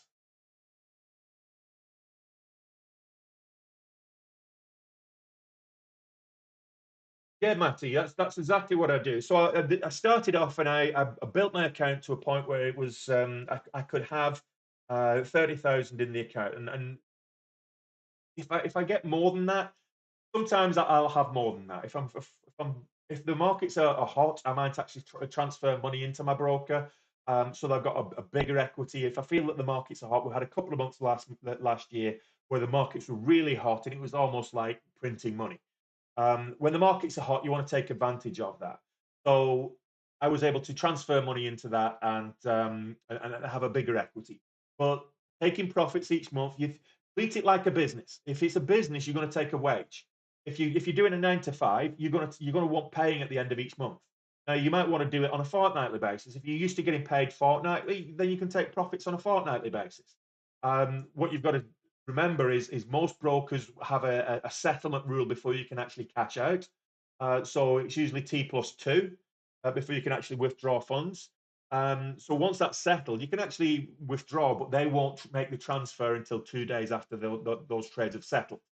Um, so and then it takes another, depending on your broker and your bank, it can take another 3 to 10 days for it to be wired to you as well. So bear that in mind as well. So uh, yeah, if you're making profits consistently, you want to be taking a wage. You're going to be doing this for a living. You want to be able to live. So yeah, I take profits every month.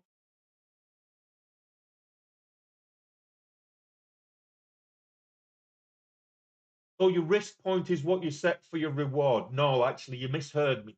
Okay, the risk should be half of what you've set for your reward. So if your reward is 10 cents, you should be risking 5. If your reward is 20 cents, you're risking 10. If your reward, you want to have a bit of wiggle room there as well, because if you've got right now, Imperial Petroleum, it's got a spread of like anywhere between 1 and 2 cents. So I don't mind risking 5 cents or 10 cents with that. Typically, I would go in with a larger size, and a typical risk for me might be 20 cents, but I'm looking to make 40. Now, I might take profits at 20, but I'm riding that up with the view to the rest of it, I'm going to take at 40 or 50 and add to the position. So ultimately, my profit loss on there will work out as a 2-to-1. Now, you look at my stats at the moment this month, um, I've had a couple of losing days, and I've been taking profits early. So my risk reward ratios aren't quite at that 2 to 1 level. They're not far off, but they're not quite there. What do I think of how the market will react to the rising interest rates? Well, the wider market, um, it's I think the biggest thing impacting the wider market at the moment is the Ukraine situation and the volatility in the energy sector and oil prices and gas prices and likes. So interest rates, they always fluctuate. They're always up and they're always down. We've had a period of about 20, well, 15 years now where we've had interest rates that have been the lowest in history. Rising interest rates is all relative. It's rising compared to what? I can remember interest rates being 15%. So the fact that they're going up and we're looking at mortgage payments now at a kind of 1.5%, 2%, that for me is nowhere near what it has been in the past. So interest rates, when they've been so low for so long, we kind of got used to them being so low. The fact that they go back up and they if they end up at 5%, that's I grew up and that was normal. You know? Yeah, so the volatility, that's the volatility that's helped. It's not so much the war as the volatility. Aristocrat sent a mic. I could do with you actually sending a legitimate real mic because I've got to go and buy one at the weekend. My this one's the compressor's bust on this one, so I've got this one, but it's just not working anymore properly. So I need to go and replace it. So, but thanks for that.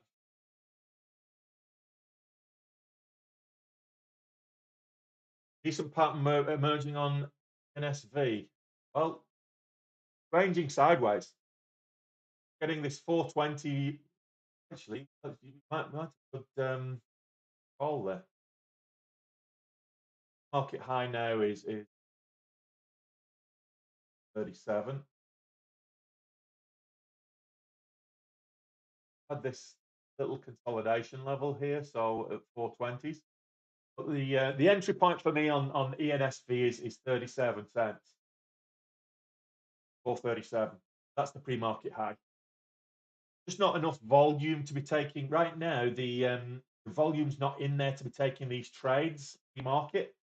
Uh, there is volume, but it's not a follow through. If you look at Indonesian energy, which is 865,000 shares traded so far, a lot of blanks on the and dojis on the 1 minute time frame. These blanks usually occur when there's a lack of trading activity. So that's what I'm waiting for. And if there's a lack of trading activity, it's usually indicative of a lack of volume. So as day traders, as pattern traders, I mean, if you look at marks, that's nearly all blanks, getting extreme moves of kind of $1.50 or whatever, one way or the other, and the rest are blank. So there's no predictability in the patterns. There's no patterns to predict. IMPP is slowly crawling up, so might be a little trend line forming. If fair line on.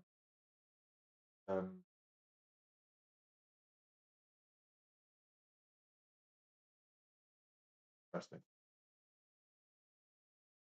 Okay, we've got a nice little ray line there. Oh,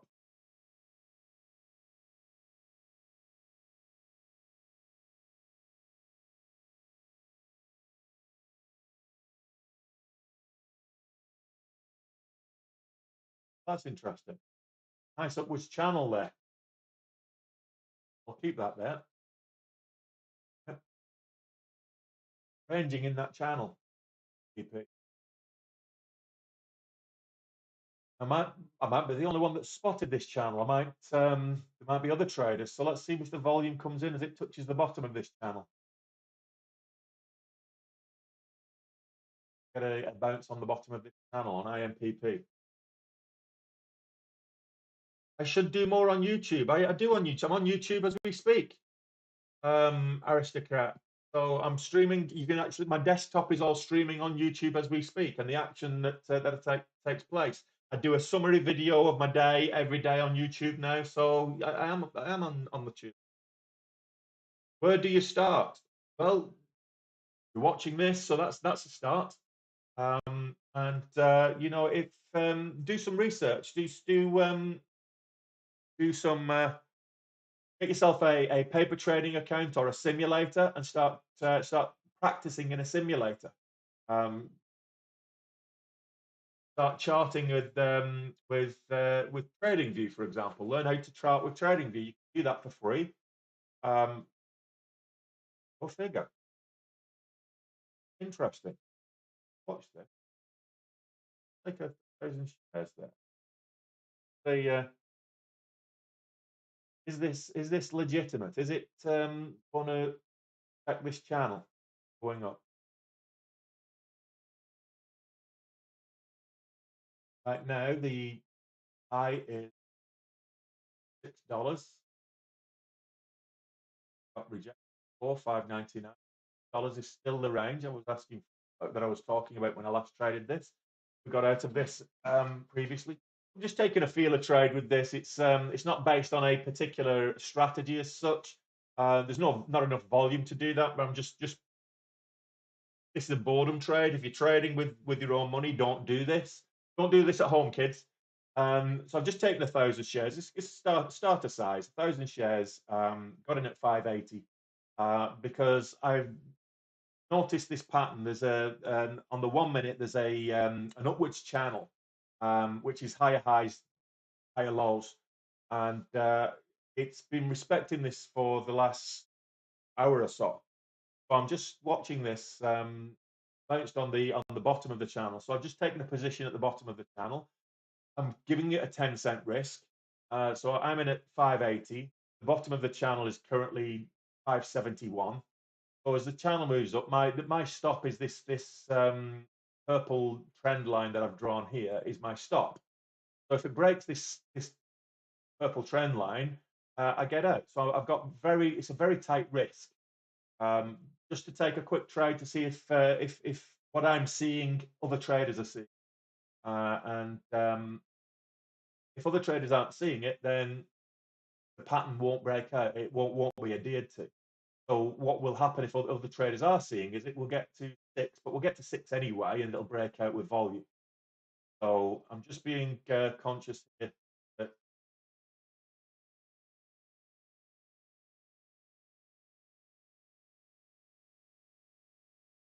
I see it trending within this channel that it has been doing for the last couple of hours.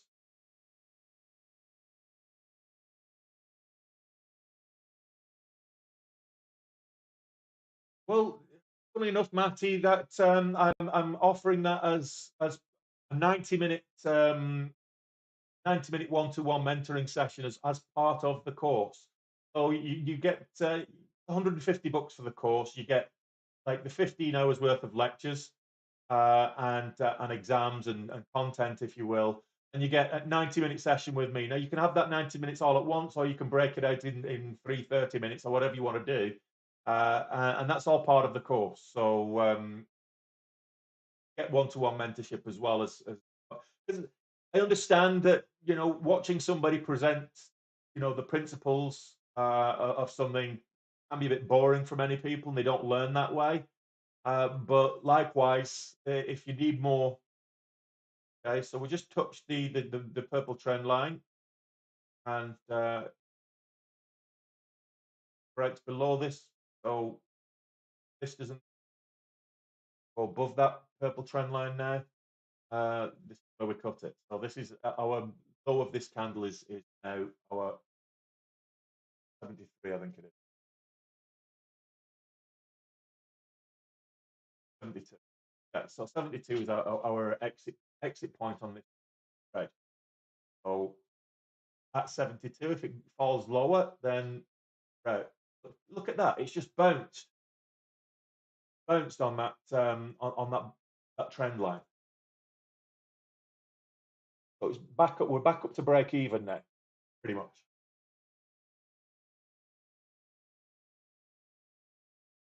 That's interesting.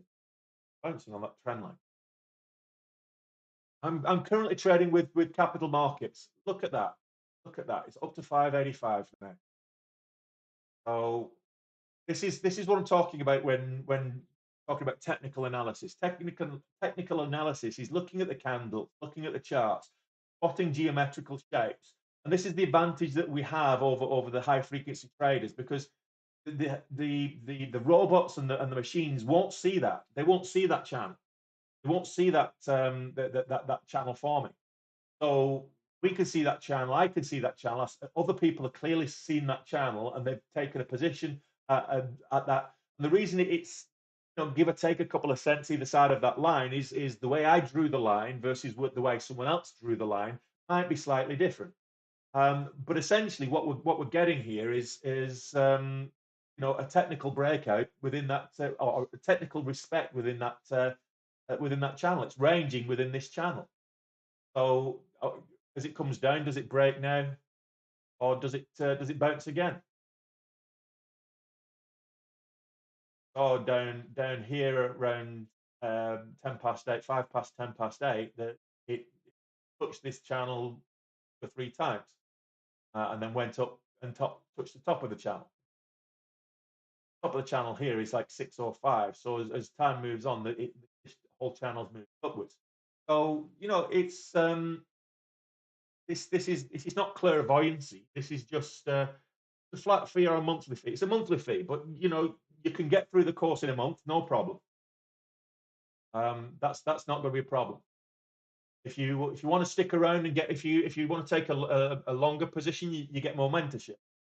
Um, if you subscribe to a longer period, you get fortnightly mentorship, or monthly mentorship, whatever it is. Have a look on the course. If feel you can get through the course and learn enough in 30 days, then cancel after 30 days, no problem. If you're not happy, if you don't feel the course is worth the money, you come back to me and I'll give you a full refund. And that's actually on the course itself. Money back guarantee if you're happy with it. So, well, this is making it a little bit more interesting, because if we're not the volume really for taking trades. So I'm just taking a boredom trade here for entertainment purpose more than anything. Entertain me as much as it's entertaining you guys. But just watching how this trades within this range is really interesting. Well, there's a lot about my personality, I guess, but I find something uh, as boring as this actually interesting. But go figure. So yeah, it's right at the moment. It's just it's using that lower trend line as support. So if it breaks below that lower trend line, which is now 575, so it's basically reduced my risk to 5 cents. So it's and I only took 1,000 shares, so basically I'm risking 50 bucks or whatever it is on this trade. So if it breaks below this trend line, then I get out. But it is exhibiting what I'm going to,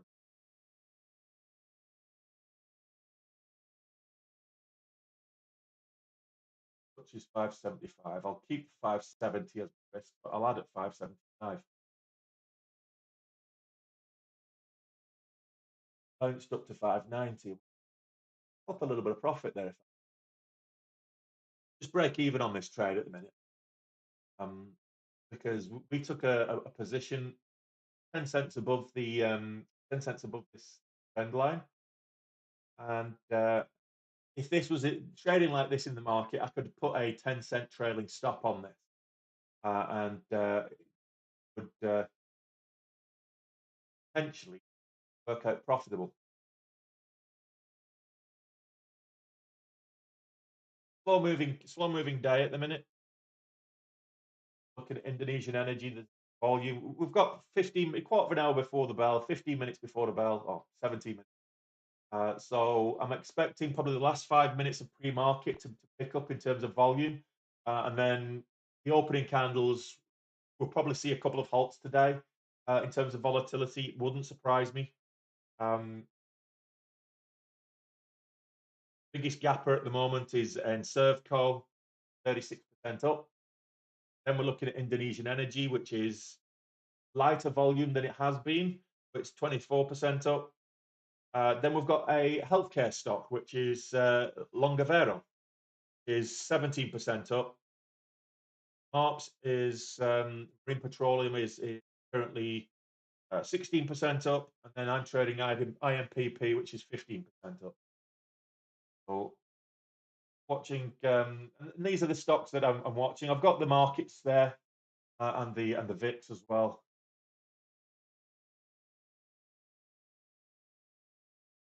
Markets are down on the day. VIX is actually up.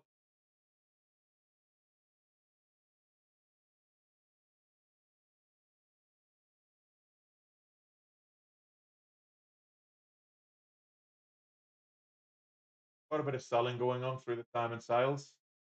Red like that, it means that sold on the downtick. I want to see more. I want to see more green on the time and sales.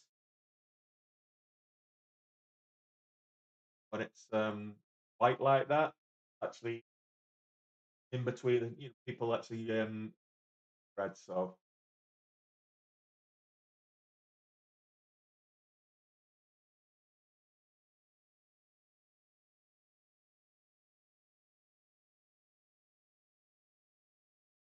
well, 580 is where we got in. 580 is where pretty much now where the channel is. So as far as I'm concerned, if it breaks below 578 now,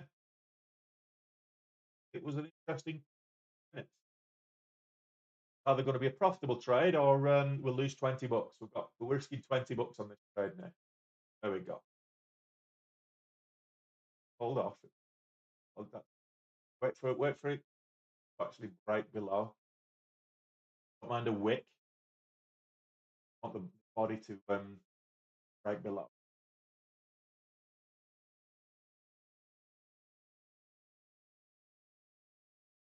Bouncing again.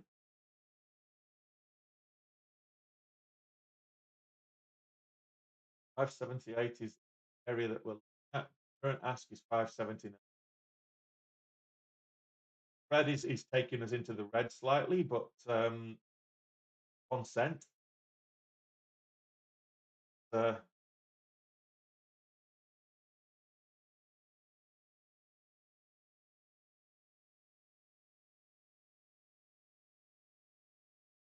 This bounce on this bottom of this chart. Why do I trade stocks instead of Forex and crypto? 2 reasons. Volatility and volume. Those are the day trader's best friend. So crypto, you don't get the volume for the pattern breakouts. It's good for swing trading, and it's good for long-term investing if you go in for the more established stable coins. Swing trading is really what I would say crypto is better for. For day trading, you're getting very poor spreads first and foremost, and you don't get the volume. So the breakouts are never the technical breakouts are never as clean. And on top of that, the volatility, you don't get the intraday moves crypto that you would in the stock market. Now, yeah, you might get days where Dogecoin will be up 15, 20% or something on a day. But that's the rarity rather than it's the exception rather than the real. I'll just now $40 down. But that was interesting. I'll keep an eye on that channel to see if it goes back into the channel. But yeah, crypto, you're not getting the clean breakouts that you get with the volume in stocks. You very rarely get, unless you're getting into an obscure stock that's not on the main coin exchanges, then you're not going to get the moons either that you can get in stock. So 750%, 500%, 120%. These are just in this last 2 weeks. Stocks have gone up. by this much, and multiple stocks have been in that range. So you don't get that with Bitcoin on a single day. You don't get that with Ethereum on a single day. You don't get that with XRP or XLM or any of the major coins. To get that kind of volatility and those kind of moves, you've got to go off the main exchanges and go to places like Pancake Swap and go for a more obscure coin. And the reasons for buying it is the potential that it could move, not because there's a pattern set up, and it becomes more akin to gambling than it is to actual trading. So that's why I don't trade crypto.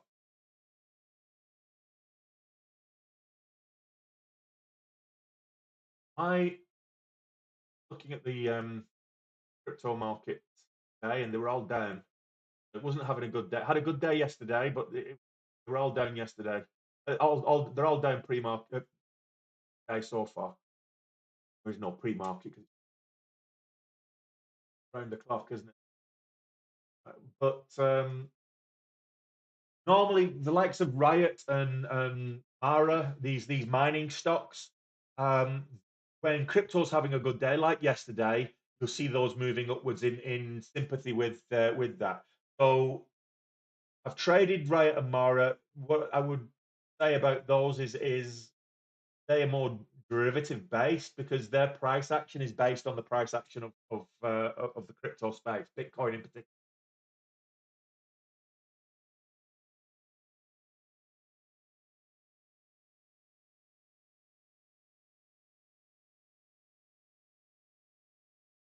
Yeah, Matty, that's the way to do it. That's the way to do it. So you grow your account to a level where you're comfortable trading. You've got enough that you can trade in and earn a comfortable living, and using the leverage that you get from your broker.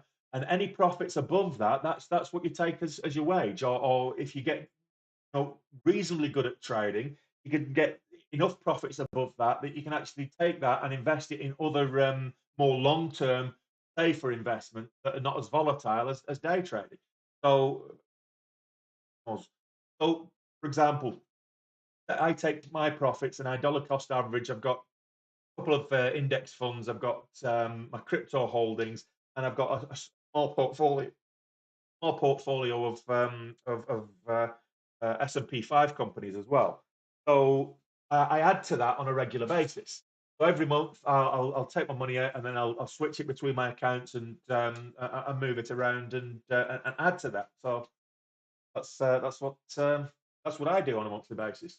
So you've got to treat it as a business. It's not, don't think of it as a pocket money hobby. Treat it like it's a business, like you would any other business. If you own a car wash, and every month you know what it costs to run that car wash in terms of water costs, in terms of soap, in terms of manpower, in terms of you know heating and electric and all that kind of stuff.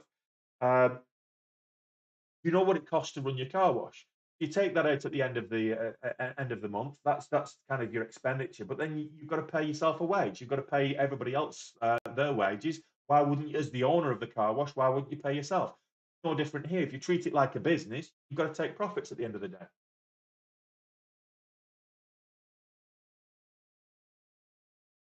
Ubix just jumped up.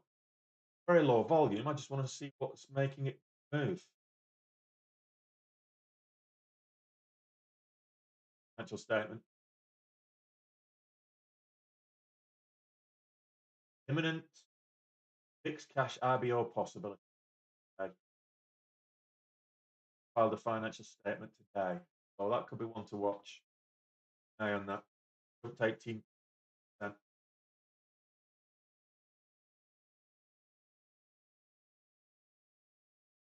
Go Wave Power, very low volume, but that's up 17%. But again, power stocks. Five is up. One that's moved last 5 minutes, 550. Pizza Hut, what mining? Hungry, that's why I'm thinking. Okay.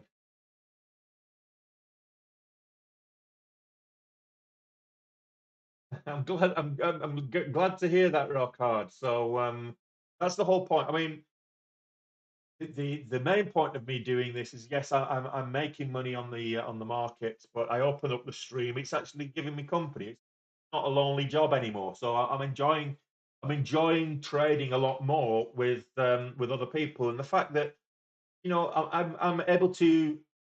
I'm not a guru. I don't know everything about the markets. I have my strategy that I stick to, and I'm able to tell you what my strategy is and how I'm profitable.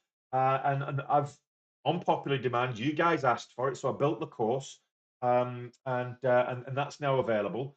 So other than that, I don't. I'm not getting anything from streaming other than the company. It's. I mean, some of you guys send me gifts on the stream of the diamonds or the roses or the microphones, whatever, and I appreciate. You don't have to do that. I do appreciate it. I really do. But you know, sake of like 2 cents, either there, here or there, or whatever it is, a cent a piece, 1 cent per diamond or something. You may as well keep your money. You know?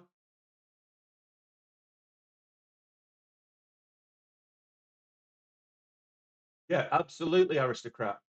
Um, Best in large cap stocks. How long does the course take? Well, that's down to you. It's self-paced, so you can go over the first lesson is you can actually get the first lesson free on YouTube. I've uploaded the first lesson for free. You can get that on YouTube. It's a little over an hour long, the first lesson. That's just an introduction to the markets, an introduction to day trading. The rest of them are anywhere between an hour and 2 hours long, the lectures. There's 12 modules. There's exams after most of the modules as well, just to make sure that you're paying attention. And it's a different people learn at different pace. It realistically, I would say, if you did it at one per day, it's going to take you a fortnight to get through it. Um, if you did one module a day, because most people have got the day jobs, they've got the 9 to 5. Taking another hour to 2 hours out of the day to learn something new, it's a tall ask. So do that once a day for a fortnight, and fine. That's what I would say.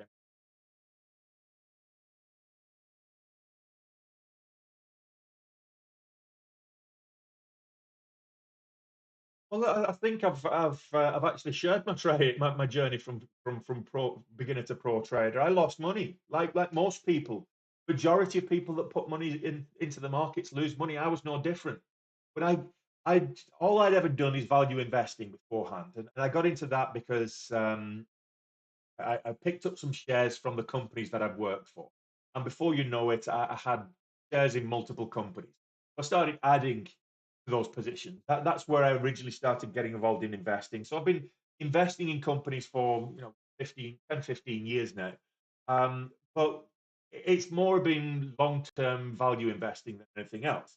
Whereas as a result of the pandemic, as a result of the pandemic, I lost my six-figure salary. I lost my position, regional vice president of a software company. Um, the decision was to kind of batten down the hatches and close the entire division that I was responsible for. So I wasn't the only one in the company that actually lost the role. There's about seven of us total in Europe that lost our positions. And I took my severance package and threw it into the market and pretty much pissed most of it away. That's what happens. So, you know, I learned the hard way that money that I put into the market and lost, that was my tuition fee. So, Gil Reef wants to know how much does the course cost. It's $150. You can subscribe for longer. It's $150 a month, or if you want longer, you can subscribe for 3 months, and it's there's a discount for subscribing to more months than just one. Um, but you can complete the course in a month. There's about 18 to 20 hours of content in terms of lecture material in the course. So for $150, and it comes with a money back guarantee. If you're not happy, then I'm sorry, but that's on you because there's going to be no happy, no pleasing you. The course basically details step by step, and there's someone in the chat already that's on the course right now. Um, but it details step by step what my strategy is. It even prints off a cheat sheet for you to put on your desk, and this is how I go about entering and exiting a trade. This is what I'm looking for. This is where I enter. This is where I exit. You've got all of that. It gives you a 3 month trade plan to start off small, prove that you can be profitable, giving you goals and targets in terms of your metrics, in terms of your profitability before you move up and scale up until the point at the end of 3 months, you should be earning a good living day trading. There's no guarantees. The psychological and emotional element is down to you. I can give you the knowledge, I can give you the signals, the strategies, and everything else. But the emotional element and the discipline and the psychological piece, that's all down to you, and it's up to you to execute and be disciplined.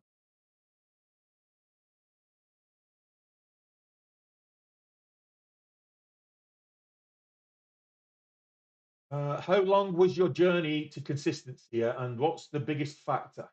Risk versus reward? Yeah, no, well, not so much risk versus reward, but risk management. Got a minute to the bell. I'm going to answer this question quickly, and then I'm going to jump into the markets and have a look at where we can make. So the question, it took me about 6 or 7 months before I started, inconsistent gains. So and then the biggest factor, and you get that light bulb moment, but the biggest factor is risk management, managing your risk. Now, there goes the bell. So you don't have to use a pro trader platform or a direct access platform. I recommend it because, and there are reasons for that, but you don't have to. Indonesian energy just like that, very volatile. The spreads on Indo are 50 cents, 90 cents,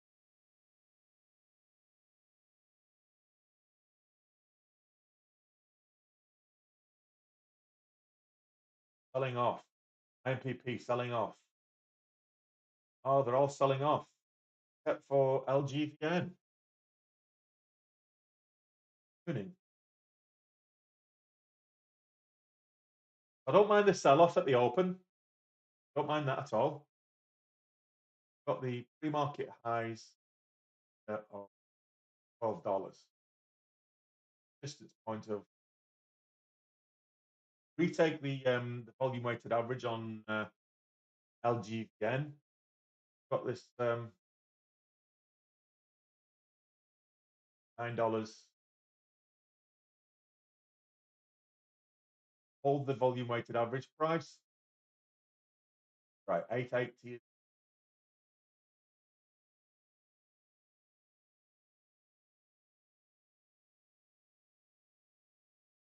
570.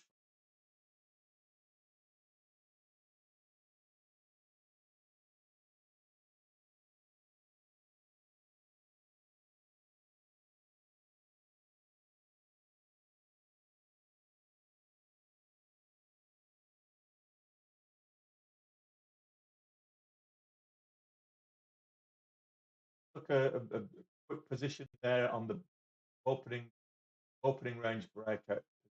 That first candle sell off. Take some profits there.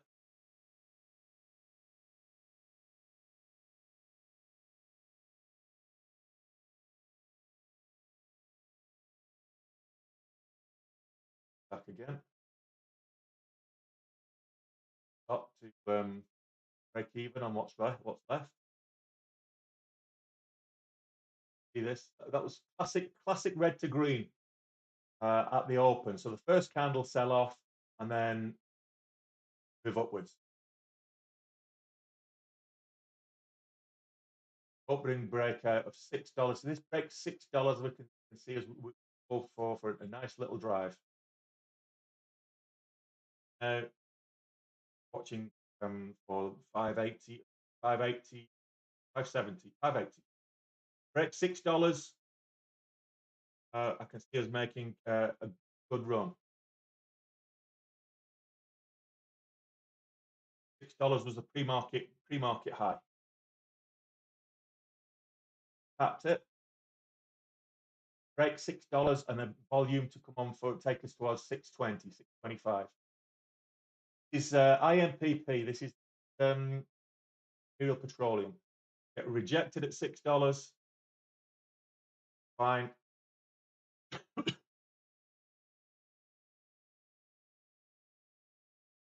Testing it again. Pre-market high is $6. That's the resistance level. There we go. We're broken it. A little bit off.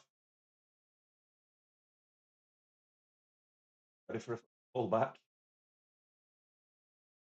Made $700.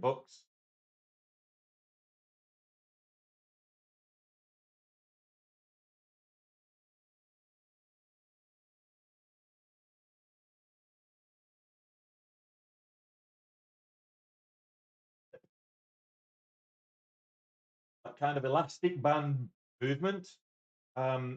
Usually we see that quite a bit. People will see the break of $6 and do exactly what I did, take some profits, and then you get that sell-off push, and then what they'll do is exactly what I did and buy back some of those profits.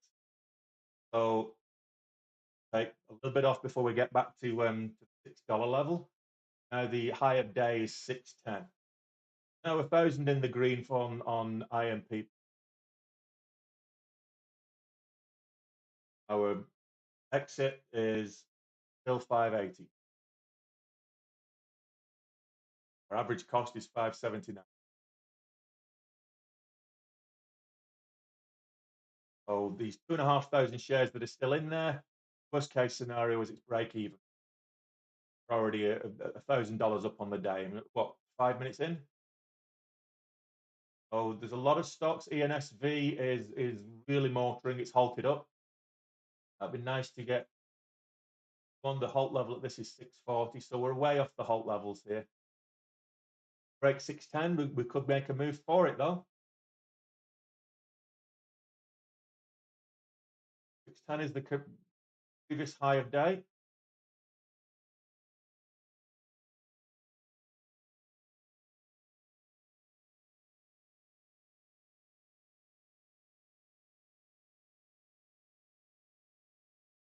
Pull back towards 6.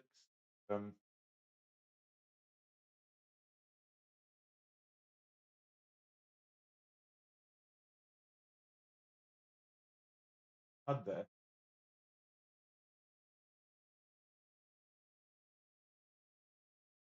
Our average cost now is 593. Also our exit.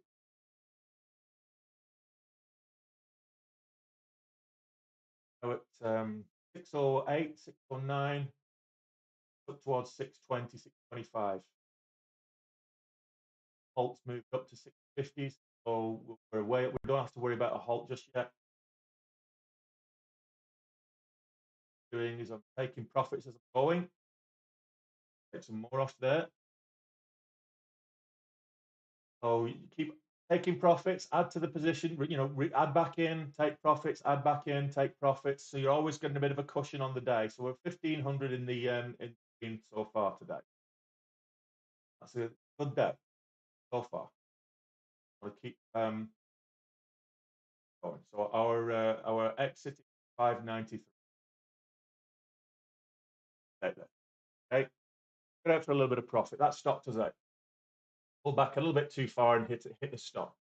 So which crypto trading is the best? Okay. Ding ding.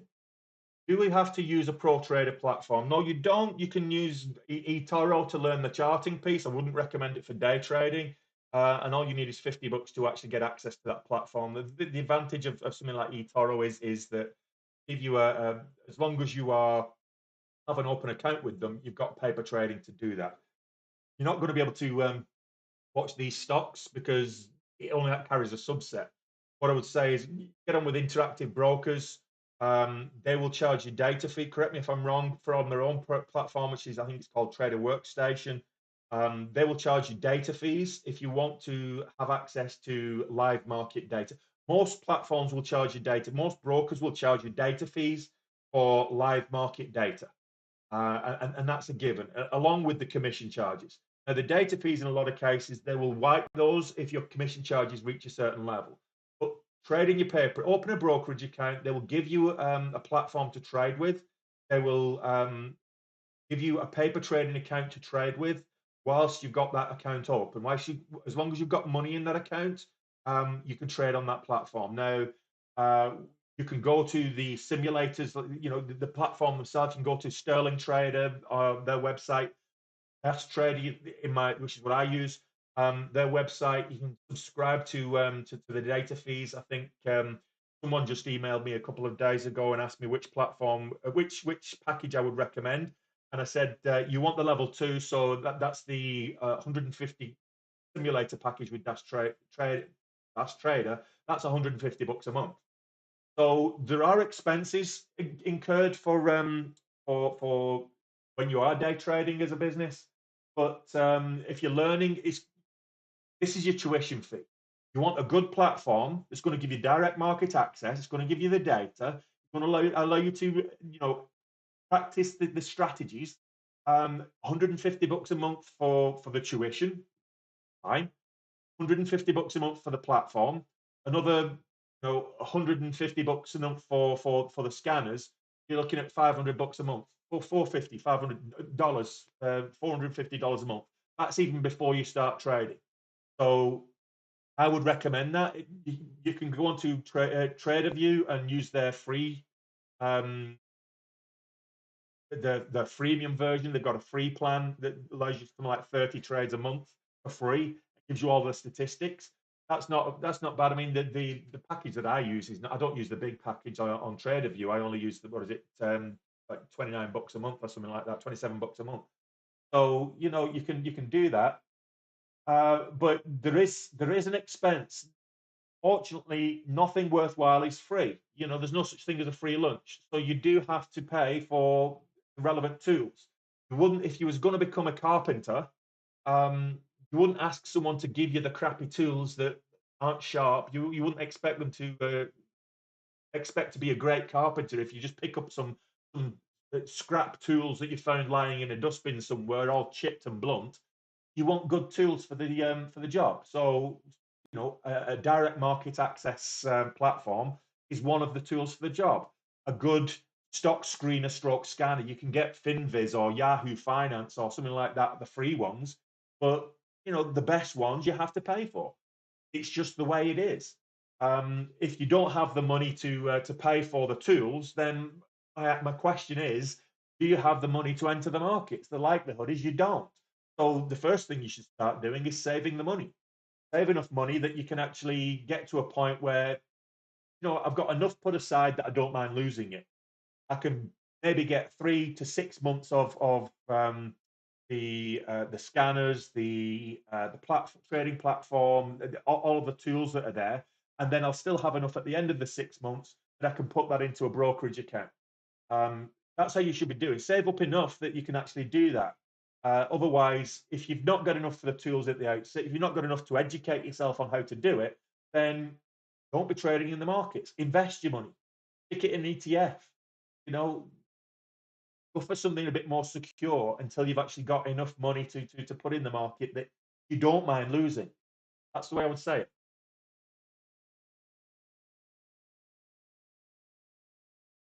Profit on screen. Good point. Okay, so I'll just show the traders. I'll talk you through the trade as well. So zoom into the trade. Okay, so put the camera. Okay, so for those of you on TikTok, when this is IMPP at the bell, we sold off. I didn't mind the sell off. Now I could have gone for a VWAP bounce. Wasn't feeling comfortable with that. So if I bought at the break of the VWAP here, looking for a bounce, I could have rode it all the way up. I didn't. I was looking for the opening range breakout. So basically, the next candle to make a new high, which is this candle. So I'm entering at this point. I get filled here, take some profit here. As it pulls back, I'm adding to my position. Okay, so buying a little bit of the dip here. I took profits here and I took profits here. You can see the red arrows. That's where I'm taking profits. This is where I'm buying more. As we get in there, I'm adding to the position. I'm taking some more profits at the top here. When it pulls back out, this is effectively our break even because our average cost as we're adding to the position is moving up. That's our break even, and that's where we exited. Pulled all the way back. So if I hadn't exited, I'd been disciplined, stuck to my my trade plan, and that's, move up and then it's break even, whatever it is, um, then I could have been took it into losing all the games. So that's the trade as I took it, and you can see there got $1,800 realized. The net profit is after charges and the likes is $1,600. We did make that initial loss pre-market, so when we were it was a small loss, but oh, that's the trade I've taken today so far. So we're $1,600 in the green.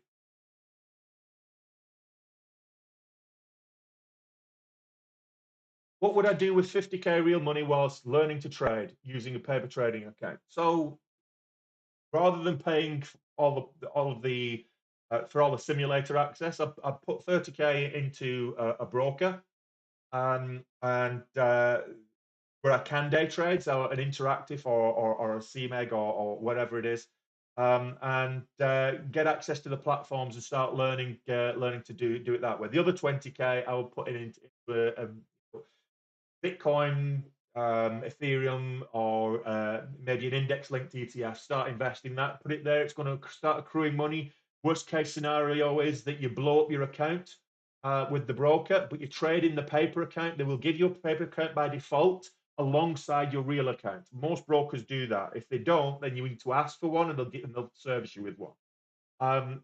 Learn to trade, and then when you're ready, you've got the 30K sitting there ready for you to move. If you blow up that account and you lose the entire 30K, you've still got 20K that you can then take and replenish it with. And that's essentially what happened to me. If I'm being completely honest, it was over a couple of different installments, but I lost about 35K in total. But I'd made some in the meantime, so I ended up at least 35K down the Swanee before I started consistently. I lost about 20, 25, 26K of my own money before I started being profitable. And yeah, absolutely. So LL Coolfuck here says that use that paper account for as long as you need. Exactly. So think of it this way. If you're a boxer and you're learning how to box, you go to the gym, you're learning how to box. Don't go to a competition and take the head guard off. You keep the head guard on whilst you're sparring for as long as you need to. You don't start going to competitions and taking the head guard off and going boxing without your head guard. Same thing here is trading is risky. It's risky for your mental well-being as boxing is for your physical well-being. So if you're losing money like most people do, it can scar you for life. If you put too much money in and you lose it all, it can scar you. Emotionally, it's extremely stressful. So, be careful. If you're risk averse, if you can't risk $20, don't get into trading. It's not for you.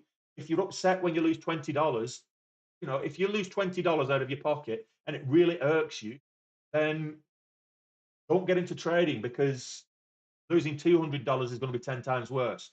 Losing $2,000 and you're going to want to jump off a bridge.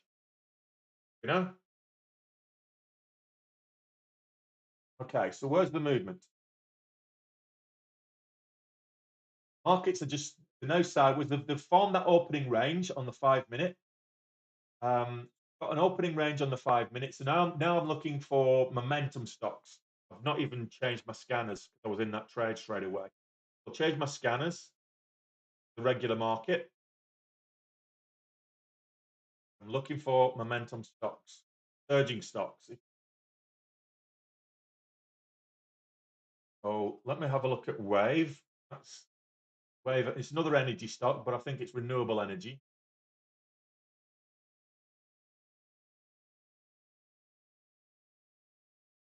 Yeah, so it's trading in sympathy with the wider energy market. But I'm going to add that to the watch list. So the watch list is fluid, by the way. You can chop and change your watch list throughout the day, because sometimes stocks will. This halted at 9:44. So we've got a minute and a half to wait for it to resume, and we potentially could look for an entry on that one. So Wave is looking. What's the average volume? 78,000. It's trading at 250,000. So it's not huge volume by the standards of Indonesian energy, for example, but it's huge relative volume. So it's almost 4 times, almost a 4x on terms of relative volume. So that's what we're looking for is relative volume, not necessarily huge volume. You can go to Bank of America and you're not going to get relative volume. Huge volume, yes, but it trades the same range every day. So this should resume anytime. Keep an eye on watch list. Keep it.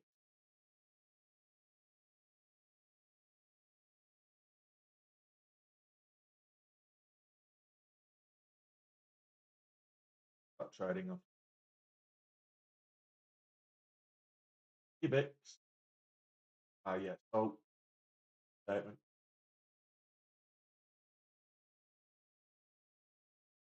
Pulling back now with Wave dollars.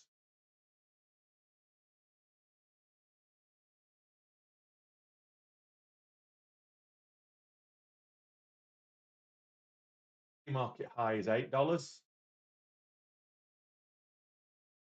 Session high is 685. But want to see this testing $7. Back up and test $7. Potential trades in it for us.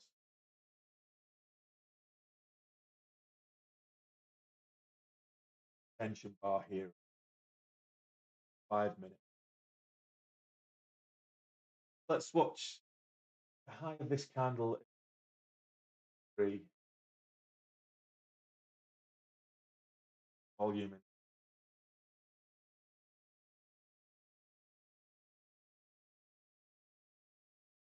Watching this for energy. Session high currently $47. 47. Current opening range high is 47.23. Open break $47. I think on towards 49. Pre-market high is 47.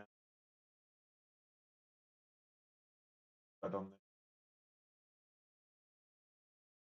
It's always a risk. We've got a 50-cent spread before we start. Always a risk.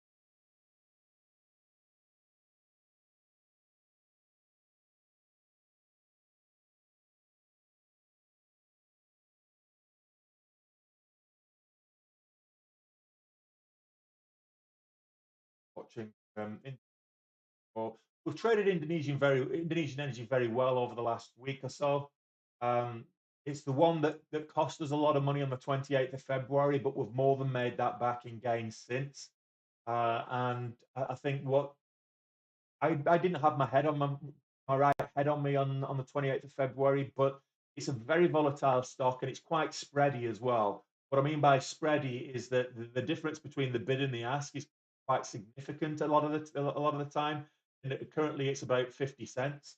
That's a widespread stock. Now it's only 2 million share float, 2.2 I think it is, which means that it does move with huge volatility because we're already we've traded 3.5 million shares on a 2 million share float. That's huge. It's already recycled 1.5 times.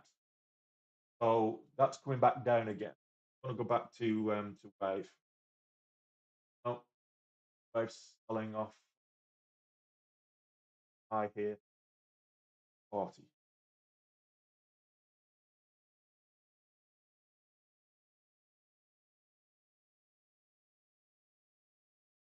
Like breakout. I want to see a bit of continuation here.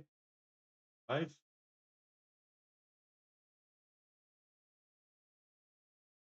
Build. On fill me.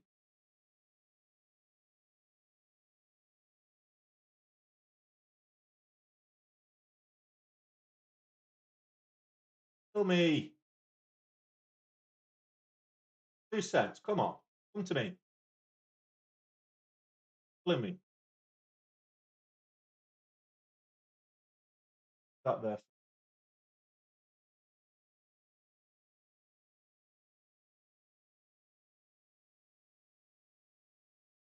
That.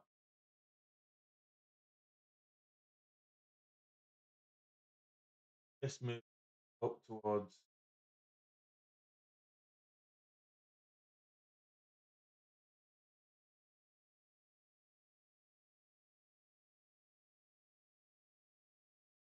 in a bit well, so that like that.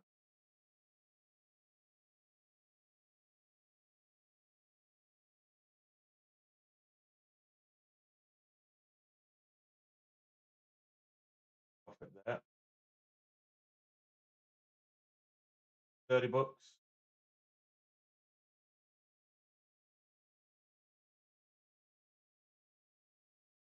Nice cushion on this now. When I see testing session high.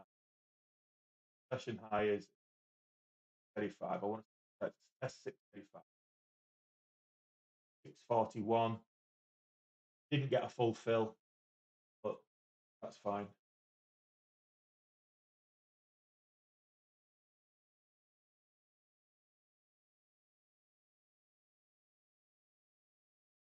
Five. Got a cushion.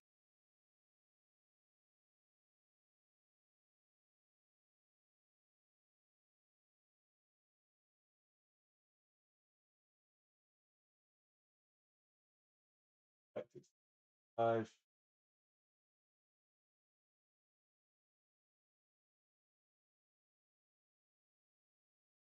Open it.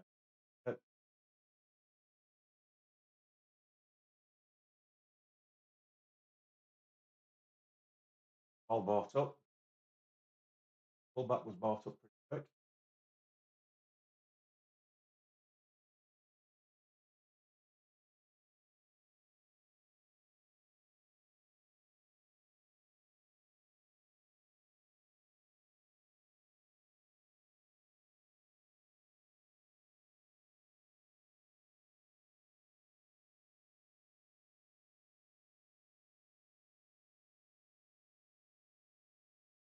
Test that high. High. Tapped it twice, 3 times. Okay. Are you going to break? Don't mind you forming a flat top, but you've got to break for us. Sometimes you get what's known as a cup and handle. Cup and handle is a big U followed by a small U. That's they typically would break upwards, or you can get multiple taps of the same level, and that's what's known as a flat top. At the moment, we've got this flat top on the 5 minute.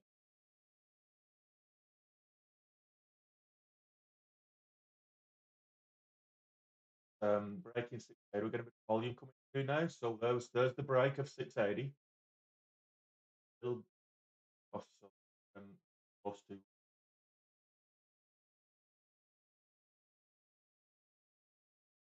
Oh, it's not good.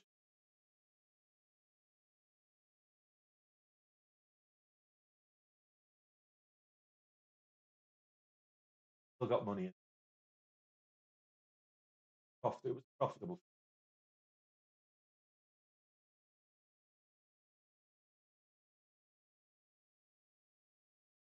Break 7. Psychological level is the whole dollar. So we're up at 7. We just broke 7. Got a little wick. Broke upwards. Plus 7, 710s. It didn't go up there, but the algorithmic traders managed to get filled at 710. Currently, high is 709.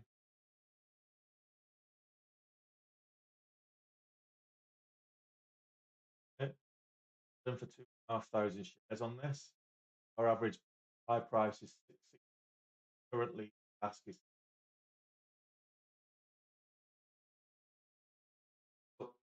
above $7. Retest the highs.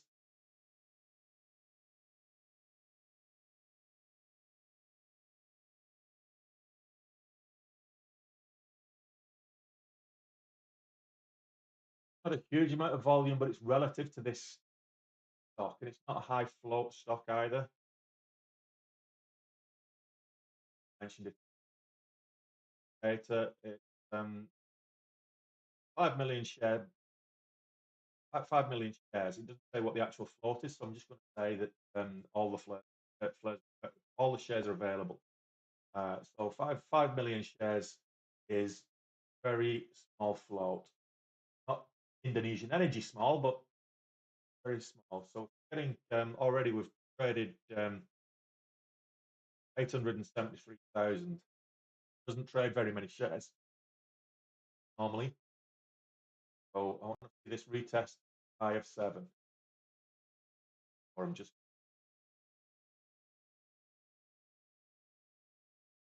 not seeing the volume in. So I'm going to cut it there for a little bit of a profit.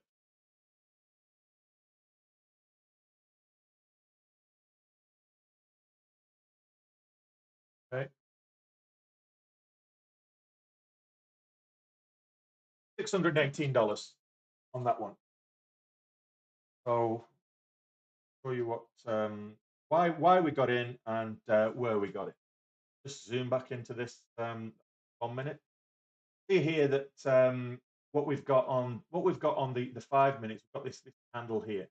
That's the opening range 5-minute candle. Okay, so when we're going to break in that range, which is when we get to here, that's when we want to 5-minute candle was right here. So we're looking at the next new high. We've got the extension, so this bull flag formed was the opening range. And got this extension here was a bull flag. It pulled back, so then we were looking for the next candle to make a new high. That's when we entered. We got filled through there, so we didn't get filled straight away. It came back and filled us. Took some profit on the way up. We added to the position, and then it consolidated. So we've actually just got out of the position there. We took some profits here, and we got out to the position. So all the way, our last trade there was 695 that we sold at. We entered. Our initial entry was at 641. So we managed to scalp 50 cents on that move. Sold at 695. So taking profits, adding and so on. So how does that add up? So that in itself was $618, and add that to the total, and we're now 2,200 after charges. So that's where we are at the minute. Oh, a good day. Good day. Good morning, 1975, Raf.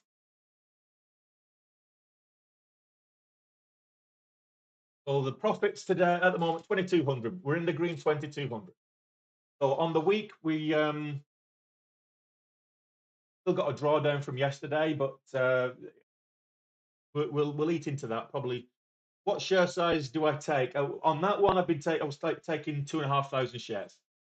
The reason that the volume wasn't coming through with conviction for me, so I was only taking 3,500 shares on 2,500 shares on that one.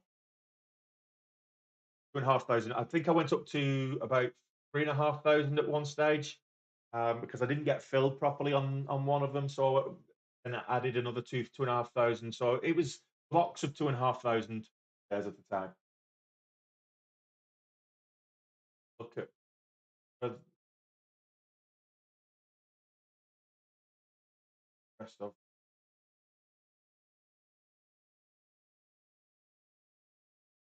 Right.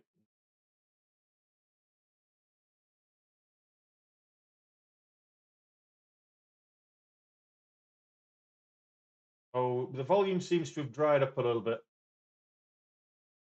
Look at the energy stocks, they're just ranging sideways, go sideways. Without the movie, if it's just ranging sideways, there's no trade for us. That's the problem. We need the volatility. We need the big moves. That's actually selling off slightly below the volume weighted average. Off. Marks, very low volume pre-market, ranging sideways. Right now, I'll go back to the chat and answer. So, have another conversation for a little while. It's we're half an hour into the chat, and there's no trade setting up at the moment. So keep an eye on, if you're in YouTube, keep an eye on the scanners for me, just to see if anything starts materializing in terms of coming through with a bit of volume.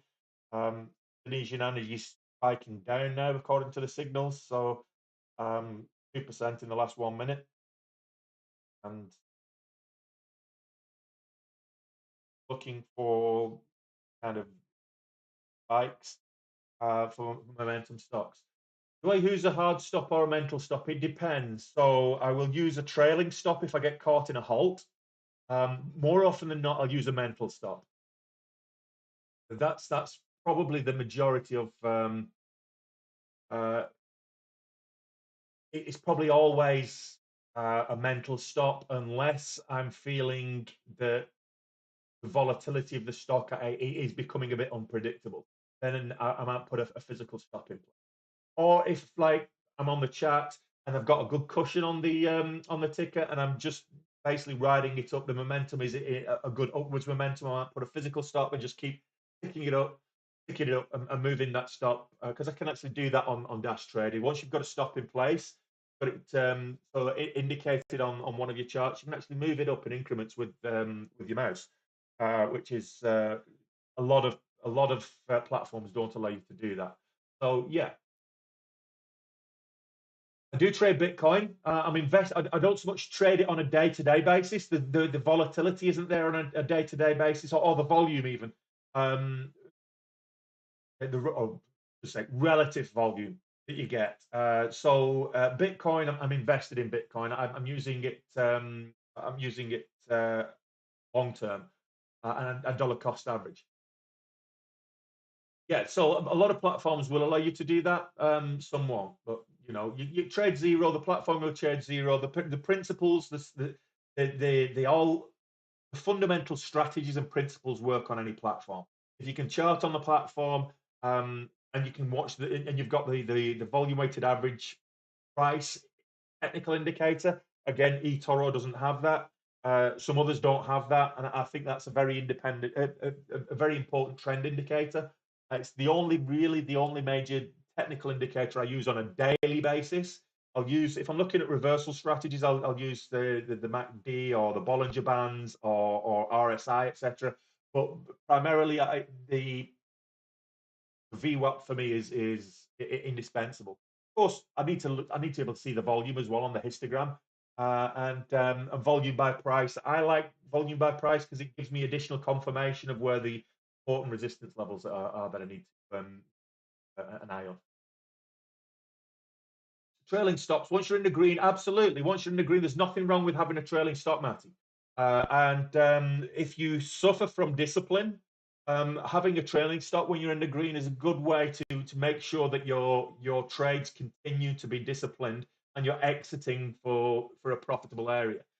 So hard stops, I would advise anybody that's getting into trading that when they set up the hotkeys, and if you're using hotkeys or hot buttons, that you set it with a hard stop, so you can actually put a stop in place, buy 1,000 shares with a 50-cent stop or a 20-cent stop or whatever it is. So you can actually set that as part of the script on your hotkeys. If you're doing that, it's automated for you, and you don't have to worry about having the discipline about cutting your losses when they're losses. Then all you need to do is just, if it goes in your favor, not to be able to cancel that stop order and ride your profits. That's the only thing. So initial stops are a good way of enforcing discipline around your risk reward ratios. That's what I would say. Guys, we've got 1,000 likes. That's all. That's all. I'm very disappointed in the chat today. So everybody, just let's get it up to 2,000 likes. 1,500. Let's give it 10 taps each on the screen. Give it 10 taps each. That'll get us over 500 likes. And last week we had 27,000 likes when I was trading Indonesian energy. 27,000. So gone are the days where I'm getting heavy traffic in the stream. So in order to get more heavy traffic, we need interaction. So if you're in the stream, keep tapping the screen. It helps with the algorithm. It doesn't help with my ego. trust me, and I don't get paid per love heart. It just helps with the algorithm because the more likes we get, the more the algorithm will push it out to other people that are interested in watching a live stream. So that's where we are. Okay, so 40 minutes in, we're in the green, 2200. There's no more trades setting up. So buy is trading sideways as well, still down percentage point. The Nasdaq's down 1.6 still. So it's a very rangy market. What I mean by that it's moving up and down in a similar fashion, but it's trading sideways ultimately. So the majority of the stocks are doing exactly the same. We're not getting the halts and the resumes that I was expecting. We had a couple of halts first thing, but we've not had the velocity of moves. It just hasn't been there today. But like I say, every day there's at least there's a couple of things moving every single day.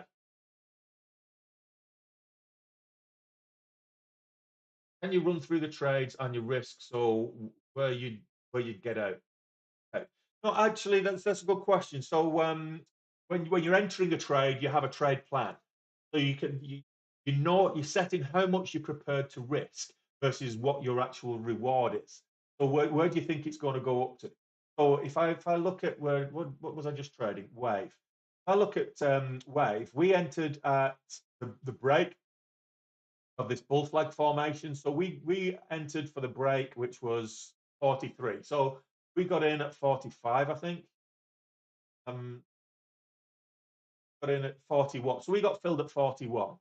So I would have been risking, say, 10 cents on that one. But if it had gone below 30, I would have got out. So I would have 41, and I would round that because the likelihood is that the spread would have meant that I was doing it. So if I had gone below 630, I would have dropped that trade. As it did, it actually pulled back to the volume weighted average, which was 635. And then when it was moving up, um, I got the rest of the fill. So I tried to get a position, but then it didn't fill me. So then when it moved up, I got the rest of the fill. I then took, because I was only risking 10 cents, I actually took some profit at 654. So I took profit at 15 cents. The view was I'm going to make 20 cents on this trade. I took some off at 15 cents just to make the trade profitable. That actually went up to 679. So we added to that position. So averaging up, then that went up to 696, and that's when we took some more profit. When it started to pull back, we took some more profit off, and then we got out of it when it didn't look like it was going to move back up again, and it didn't. It's sold off since. So that was it. Once you're in a profitable position, you then move your stop loss to break even. If you add to a position, you're actually doing is you're increasing your buy-in price, and my stop then is it moves up with that increased buy-in price. So the fact that I added to my position and I ended up with some like 3,500 shares in that particular scenario, it meant that if it went back to my buy-in price, what my now average buy-in price was, I would be getting out for break even on that second half of the trade. First half is when I locked in the profits. The next piece is I'm playing with the house's money. Hope that's okay for you, Matty. And that's when it's okay to change your trade plan mid trade. Is once you've exercised your trade to the point where you're in profit, you've realized some of those gains. So what I was looking for is when I went in there with I didn't get filled, but I wanted to get 2,500. Okay, so I was looking for a 20-cent move. So I was looking for $500 on that trade. Once I've got $500 and I've realized $500, I'm okay to play around with whatever else is next, as long as it's break even. Because that trade is now a 2-to-1 risk reward and then some. So whatever else I get from that trade, as long as my break even is my stop loss for the rest of the trade, whatever else I get from that trade is additional profit and increases my profit loss ratio. Oh, waves coming back again. Should have been paying attention. So high is 709. Let's buy in break of 709.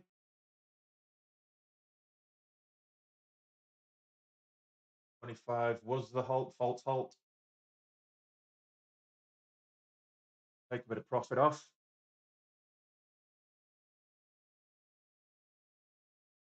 That's not a halt.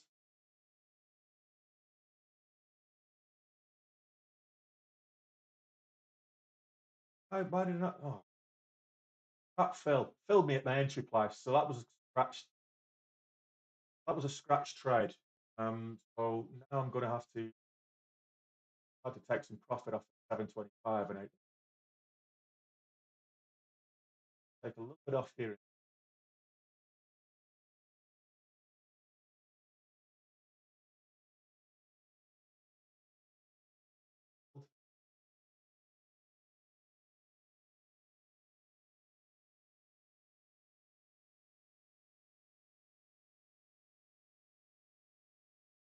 This trade now where we bought in, we're at 726, it's 720.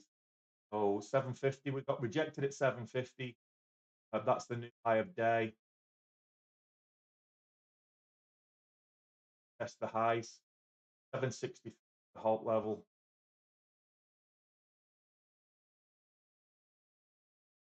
Why is that didn't just halt? Guys, the 763, the 760 fraction of a cent. 762,999. Oh,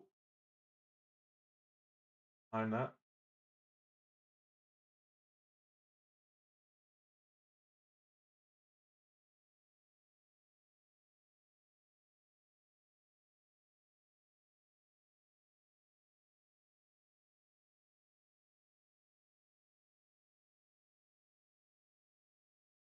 Prices 721 here.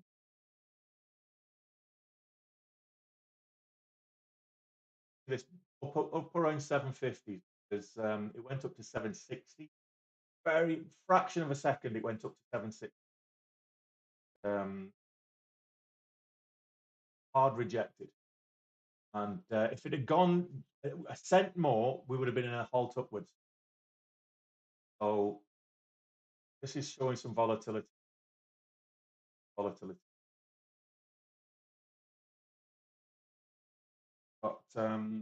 already realized 700 on the 700 cushion, so not too about the pullback. I want to see it maintain over 7. That would be nice.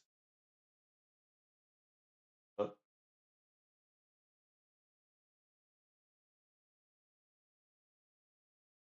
to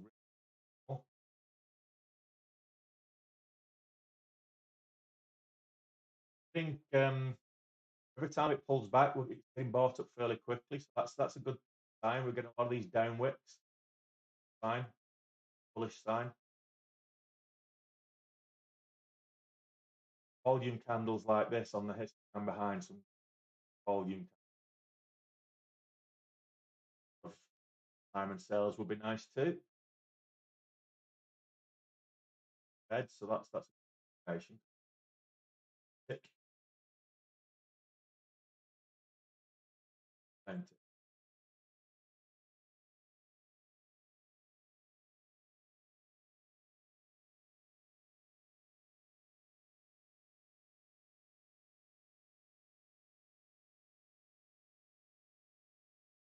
Big extension.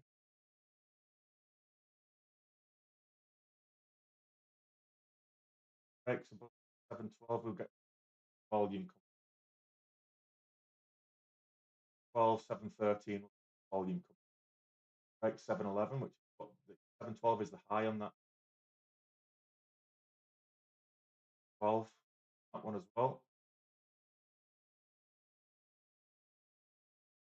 Break 712 for 6, 5. Spreads about 5 cents, which is right. But watching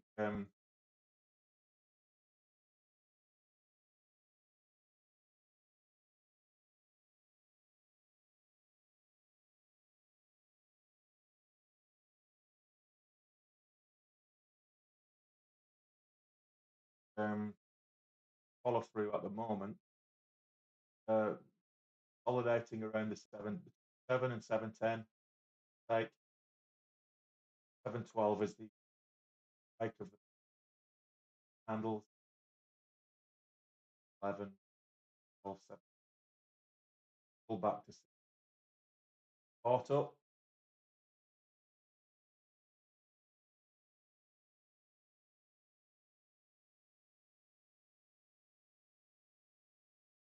High dollars. 7, 6.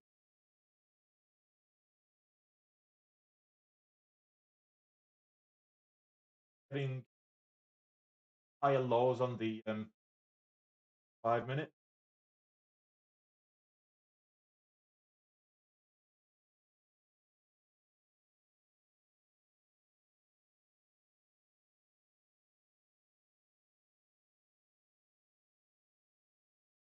Volumes a little bit. More volatility. Trading taking place, but it's all at standard pricing.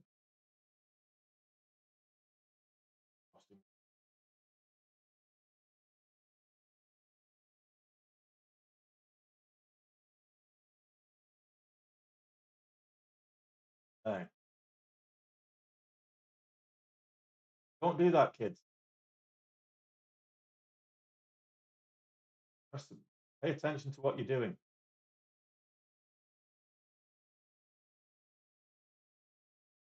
Twice I've done in the last week. Pulled down. Exited. So I want to see sevens.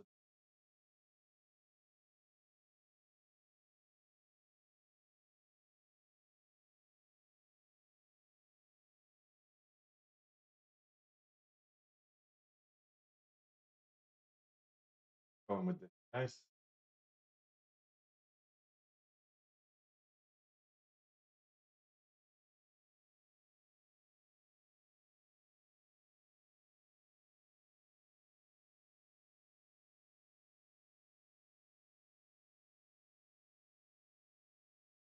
Happens.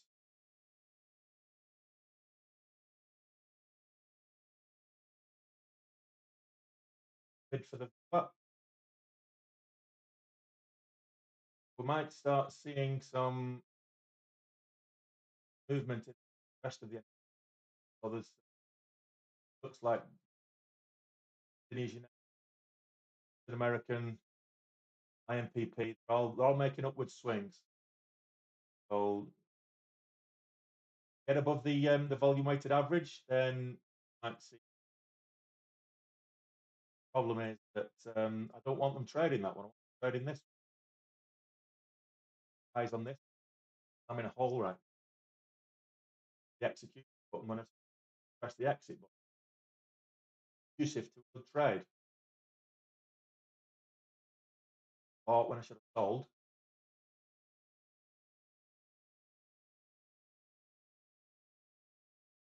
Works in my favour. That'll be luck if it does. More than by design.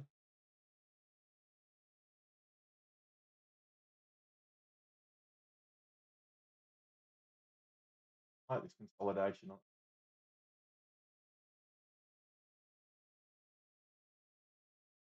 Handle to me. Low and arm. Executive higher low.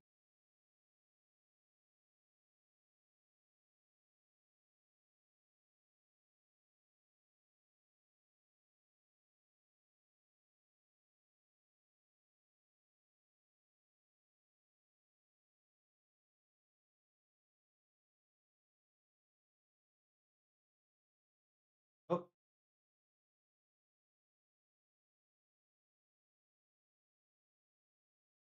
wanted to find myself in, but it's out.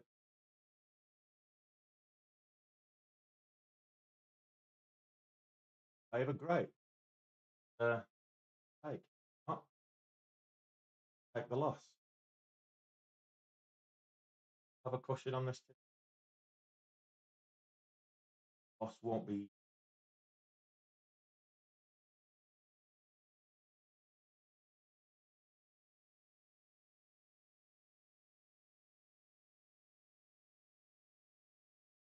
Spreads are now 7 cents.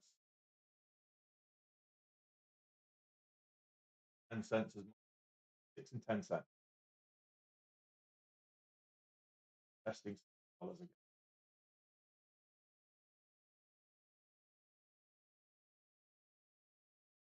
I went spread it as much as 20 cents. Ask was 6 6 9. Spread was 6 7. So just beware when you're trading. You've got to factor. You've got to watch the price action as well as the candle charts as well as the actual patterns. You can't negate the spreads. Uh, Sometimes the spreads. I mean, in this one, I've seen it as low as 4 cents, but I've seen it as high as 25 cents so far. So really wary spreads on this. All of this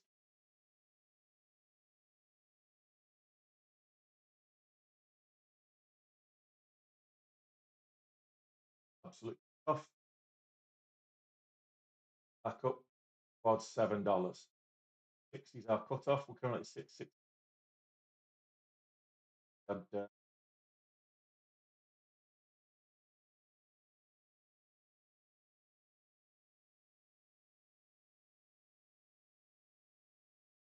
for us.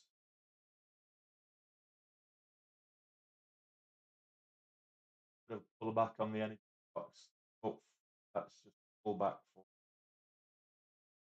when they started moving up. This started moving. Watching it. IMP are leaders or laggers.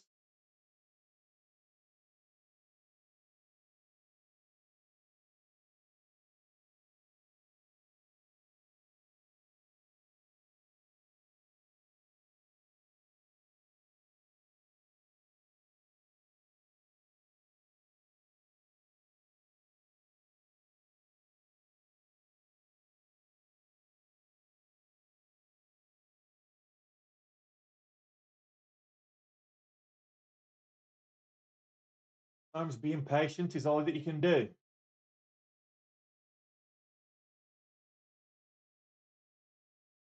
Not ideal, I know.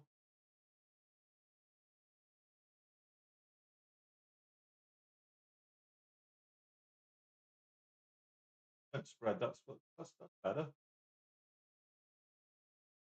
Moving up like that. Now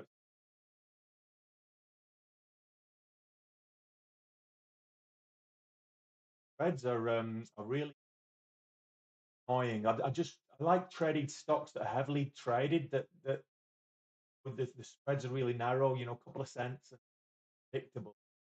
Range of the spreads is so volatile as well as the stock itself being volatile. A lot of predictability goes out of the window.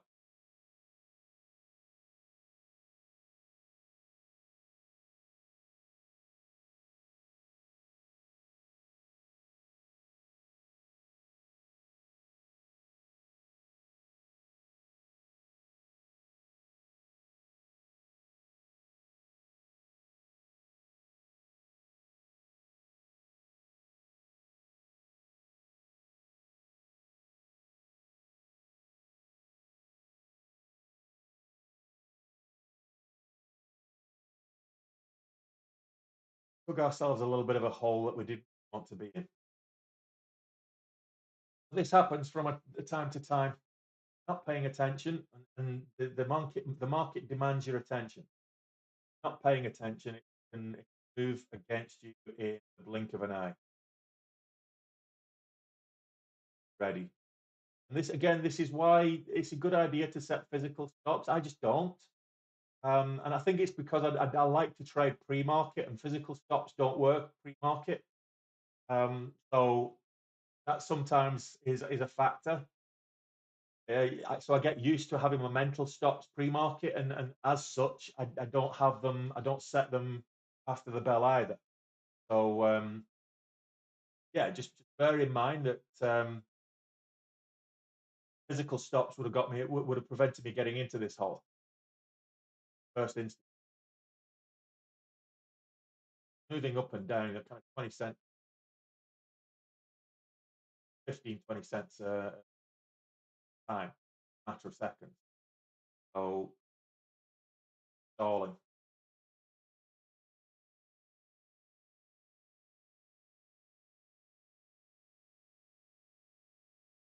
from the parachute.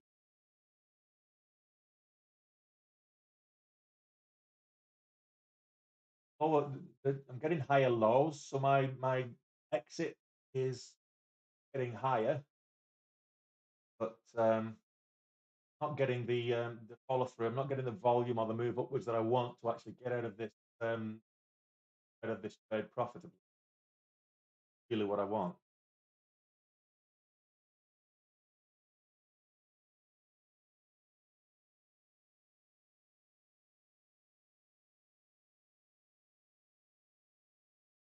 Little move up towards $7 there.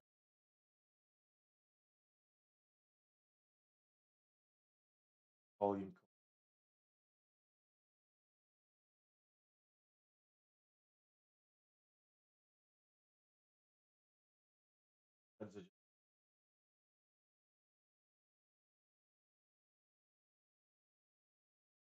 $7 and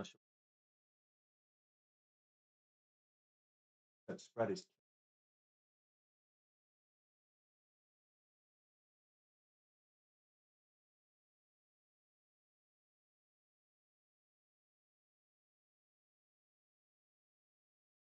small loss, 80 $80 down that loss, then don't mind that. We're over $7. A little bit of that back. Bit, a lot.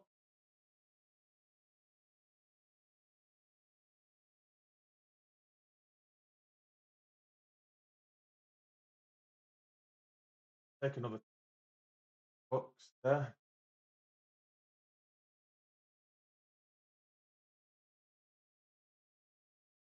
Well, we're making a little bit of money. Patience, that was the key with that one. I got myself in a hole because I made a mistake, and then it was like playing the patient game and playing the waiting game to get out of that. But I had my hard stops in place. I had my stop wanting anytime, as I said, the next candle to make a new low, I was out. And fortunately, we didn't get that. Got an upwards trend, and I'm going to bit of volume there. Like right there. Goes up without me, fine. I don't mind. I didn't like that trade. That was a nervy trade. Okay, so I took a position, and I'll show this on the okay. So look at this. Okay, so I'll just zoom in so we can exactly what happened. So this is where I got into the trade. Took a position, and I thought, okay, my stop I was going to have as the my absolute. If it goes against me, VWAP was so I pressed the execute button, but I pressed the wrong button. So I doubled down and I got filled here. So instead of being 5,000 shares in there, I was 10,000 shares. So basically now, when it moved into that candle, started off, the body of this candle is my stop loss. Moved on to that candle, the next candle to make a new low is going to be my stop. I'm going to get out. I was just playing the patient waiting game. The next candle to make a new low, you can see these lows are getting higher and higher, except for this one here. But I was already fitted to here. That was a doji. Then it started to make its way up, and that's when I was able to get out from a tiny loss on half of the position. Sold 5,000 shares there for half the position. Then I got another 2,500 shares there, and then I got out for the remaining 2,500 there. So what does that look like now? So actually, it's done as this doubled our position on the on this ticker on Wave. So what started off as a mistake, bit of patience and discipline with that paid off. So we're $3,500 in the good. I don't recommend doing that to anybody doing that. That was a me holding on to a losing trade. So if you take the course, you'll hear me talking about cutting your losers. The only reason I didn't cut that is because I pressed the wrong button and doubled down instead of cutting it. And it's the second time I've done that in the space of a week. So paying attention is important. Um, Realistically speaking, that was a bad trade for even though it's profitable. I've got to look at that as a bad trade. Um, Personally speaking, so the risk was far outweighed the reward on that particular trade. So I made $800, I think, in the end. But I was down 2,500 at one stage, so it's 3 to 1, uh, the wrong way around. So that for me was a bad trade, even though it was profitable. So just be wary that trades can go against you, and if you're not paying attention, you press the wrong buttons. That can not be good for your mental health. But patience is the key. If you know that the stock is ranging sideways, and you know where the resistance levels are, then you can gamble at whether it's going to flush or not. Right now, this is the VWAP for me has been respecting the VWAP fairly consistently over the last hour or so. So based on that, everything is still ranging sideways. AgriForce jumped up. Looks like probably kind of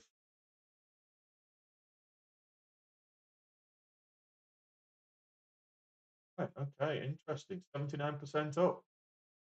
47 million shares traded. Have a look at AgriForce.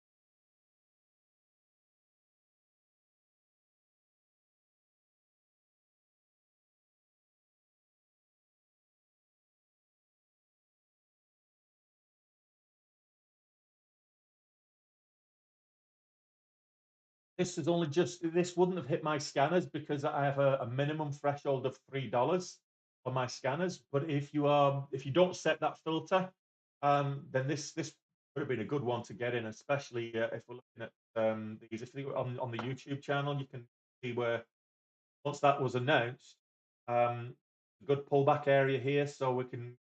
Uh, this would have been a good area to get in. This would have been a good area to get in some good pullbacks. Much here, maybe here, get in here. So it's ranging sideways. Traded this before. Got these lines on. I've traded this before. Previous high is 45. Goes back up to 345. We might be interested. Um, Altogether, not a bad day's trading so far. 3,487 in the green. To be honest, I'm disappointed with my own trading today. Um, yeah, so pre-market it can be a big deal. The problem with pre-market is if you're trading pre-market, um, so I don't have a hard $4 rule. I have a $3 rule. So I'm scanning for stocks above $3. My sweet spot is between 4 and 25, 4 and $30. So anything outside, I was trading Indonesian energy earlier in the week up at like 85, $90. So I it's not a hard rule in terms of the value of the stocks. I have a hard fast stop at $3. I don't scan for anything lower than $3, but occasionally I will do that. The reason that I'm looking at Agri now is 87% up on the day, and it's a good catalyst as well. It's a letter of intent, binding letter of intent for an acquisition, which is a good catalyst. The volume is huge. So if I look at the volume, relative volume, it's trading on 52 million shares. Uh, normal normal trading is 500 and 600,000 shares. So we're looking at 100x in terms of the relative volume, which is why this is of interest to me. if I look at the 5 minute, it pulled back. It had a red candle for at the open, but it's got one, two, four green candles now in a row. Granted, they're getting a little bit smaller, so it's showing signs of extension, but no, nothing telling me this can't go on a run now if it gets over 350. So the current high of day is 345. Currently trading at 320 30s. So that's why I'm looking at this now. The rest of the stock, there's nothing else moving. So this has just popped up on the scanners because it's gone past the $3 level. So that's why this popped up. Anything else? And let's say 345 is what I'm watching.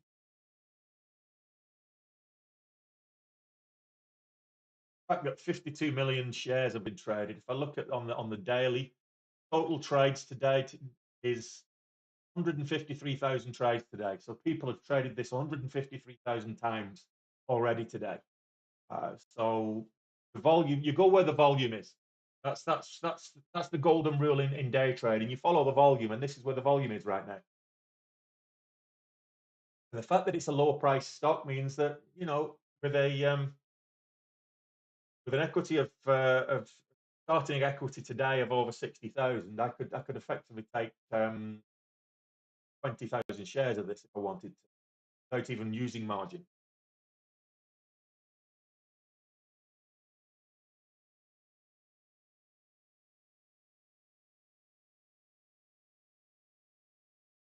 Approaching that level,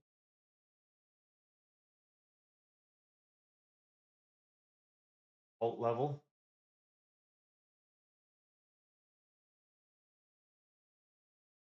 What popped up? Agri, AGRI, AgriForce, um, agricultural stock, but it's gapped up on news, intraday news, that they've signed a binding letter of intent to acquire another company. That's why it's gapping up. Currently up 96% on the day. So watching break of 45. 45. So we now broke broke all-time highs. No, not quite. We broke high of day. I've just taken a 5,000 share position here. And,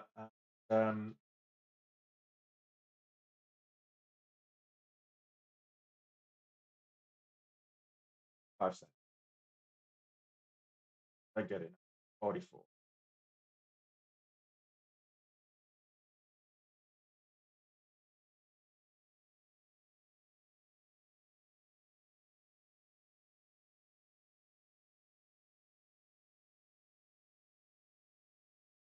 This run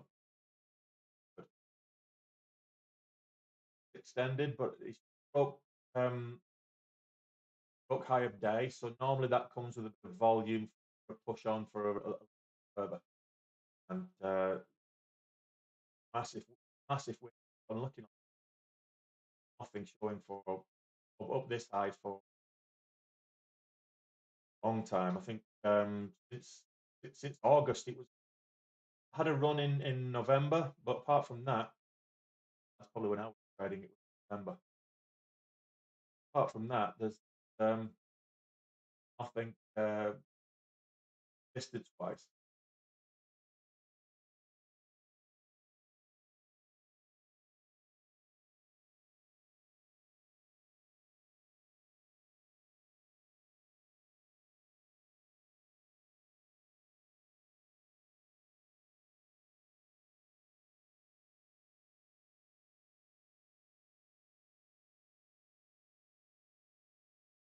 Twenty seconds.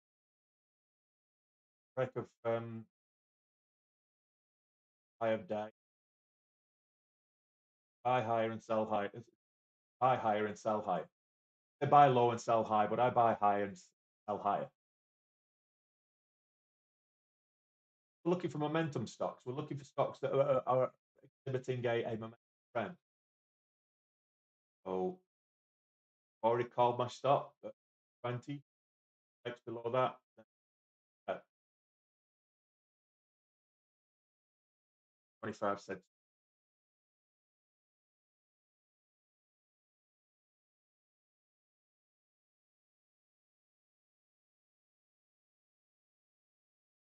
Sometimes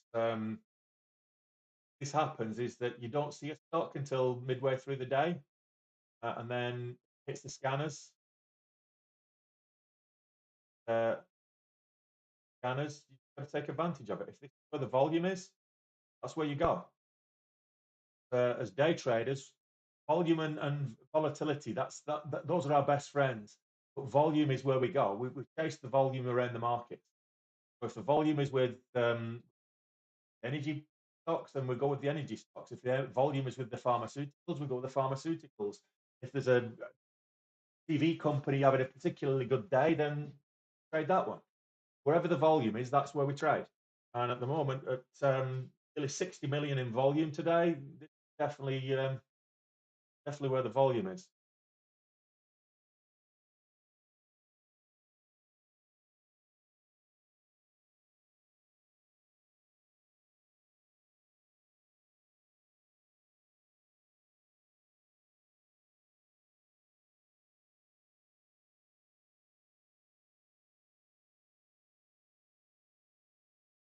See this above. I want to see this testing $4.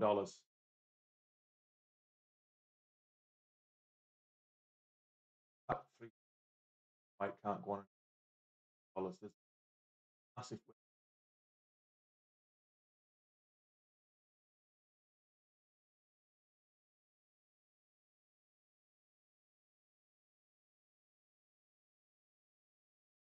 consolidating sideways slightly.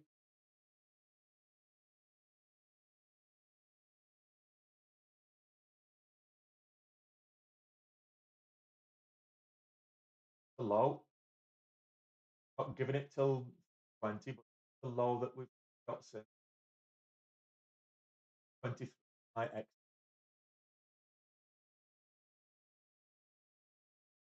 point,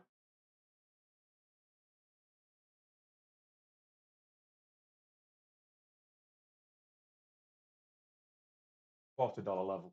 Psychological 220.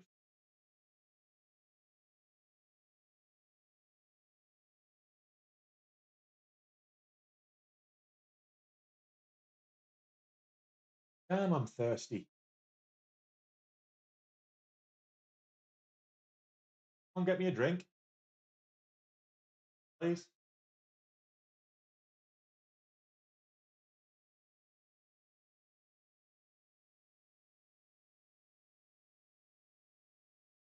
Eight is it? Previous days that I've traded this. That's a or support level stock. Lines are already pre-drawn for me.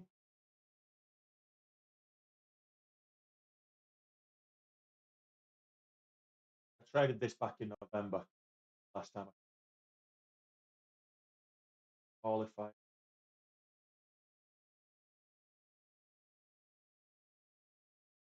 That's a good thing with about trader view is that you can go in and you can tap the ticker and you can see how many times you traded it, whether it's profitable for you. You know, break it down, stock itself.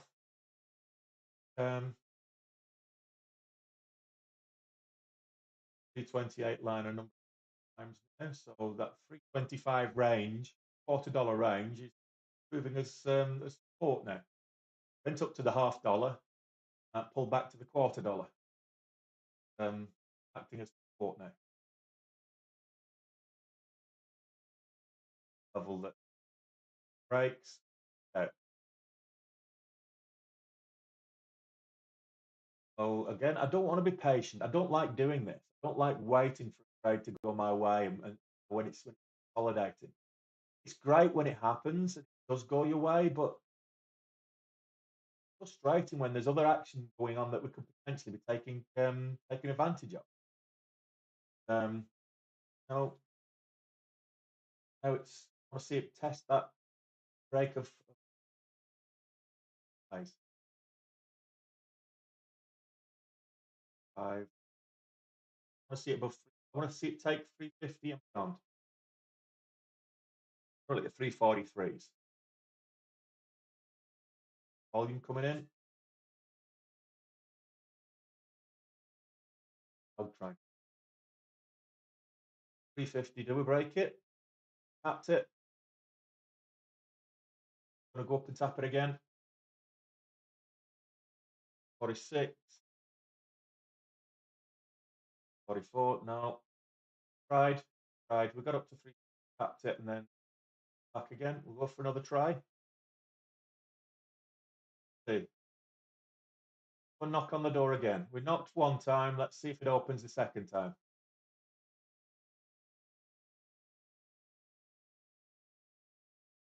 Come on, mister. Have our ball back. Go and knock on the door a second time. Open it up. In the back. Wants to got his towel on now, so go and knock it on the second. Go and knock on the door a second time. It'll open up. Door at 350. Nice. Relatively.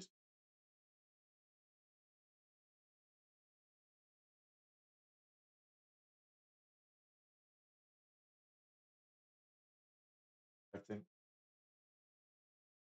higher lows at the ranges.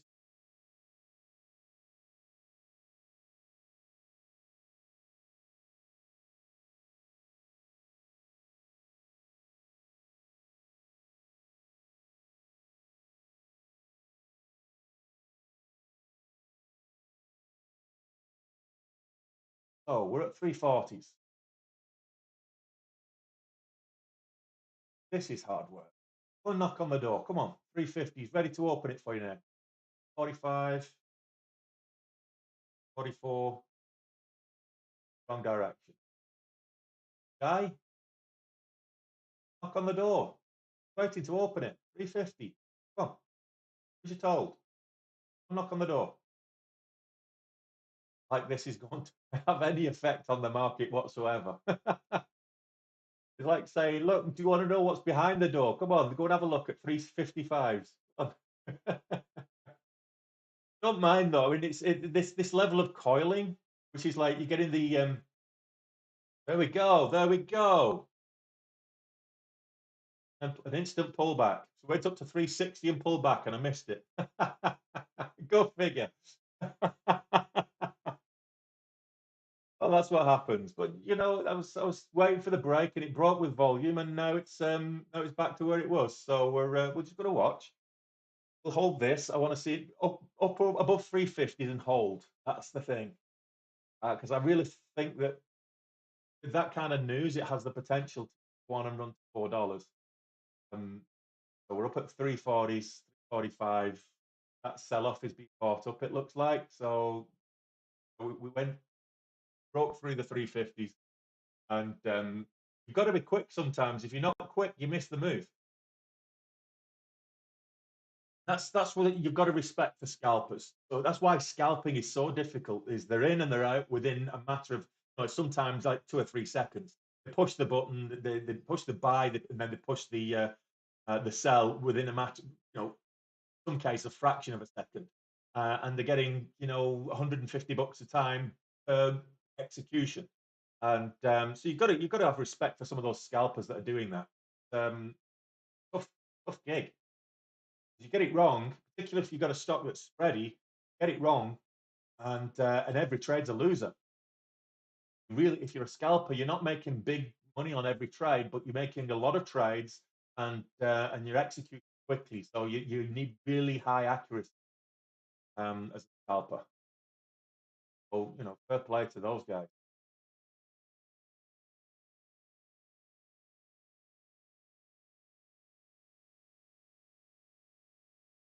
Try again. Add to the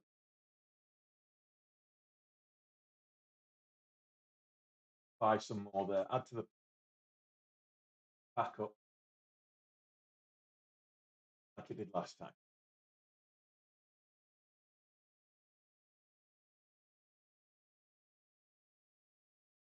I don't see you go in that direction. opposite direction. Tell you what, whenever I say I'm going to add to the position, that's when you sell. Okay, not going in my direction. Most look at stock, so like bigger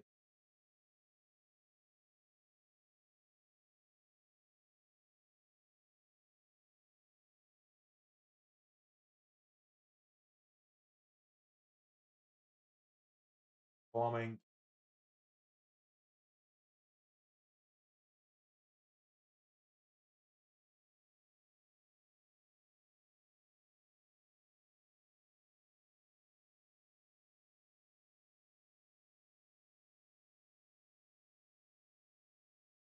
risking pretty much risking half my gains here, back half my gains.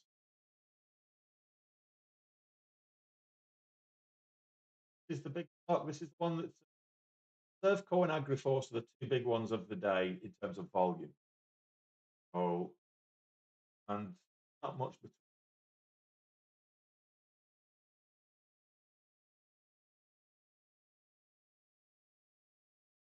higher lows, higher highs.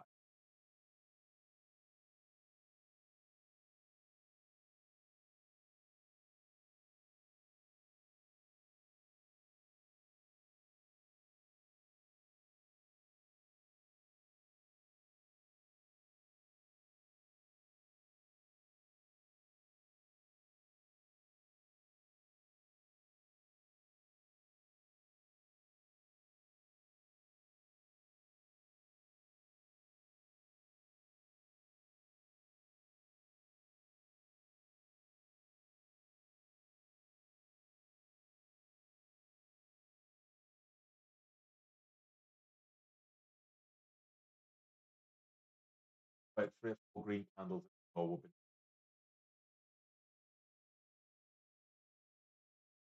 back up to test that.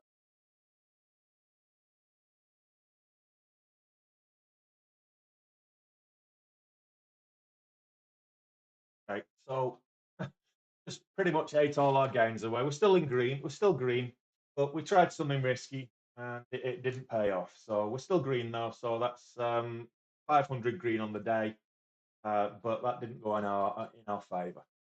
We should have executed when it broke the high of day, and we what's that dog doing?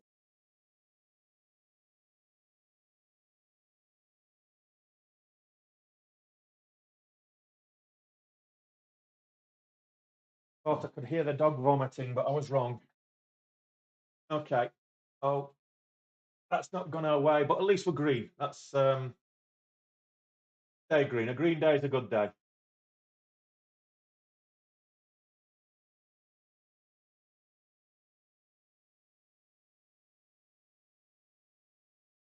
I'm just going to keep watching this. We're streaming. We've got 3 minutes till 4 p.m. my time or 11 p.m. market time. Um,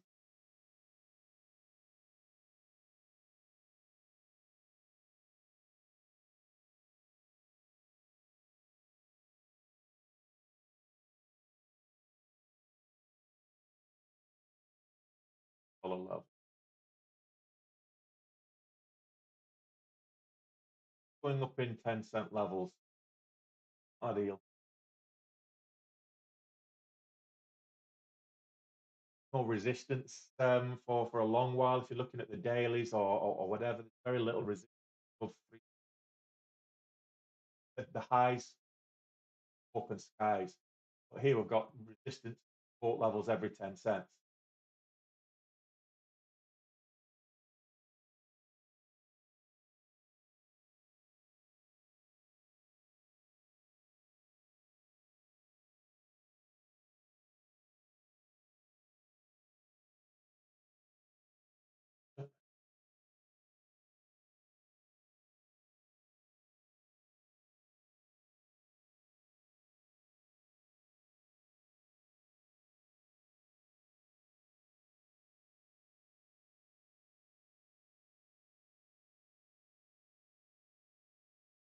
There's the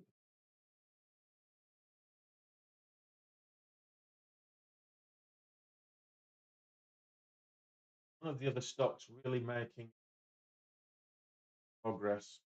Got our money out of Wave.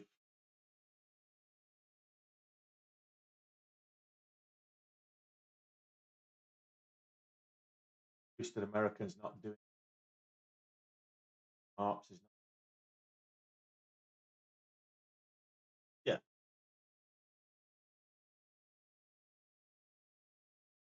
Agri is the only one that at the moment looking like having this consolidation, pulling back. We've had one, two, four candles in a row.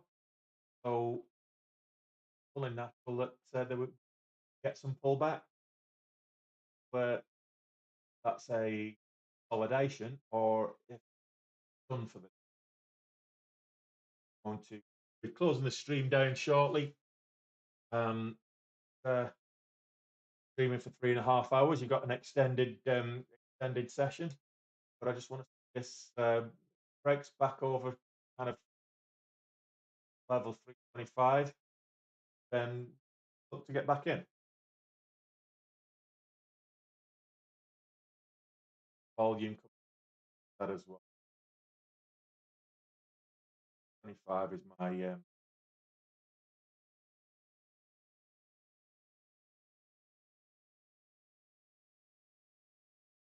20. 25 is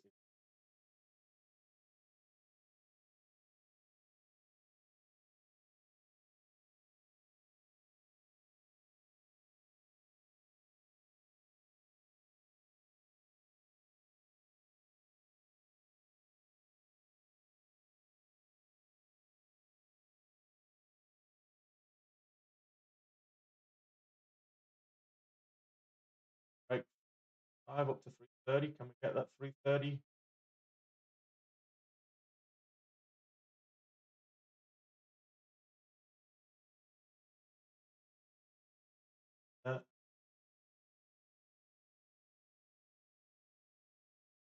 Slide this up.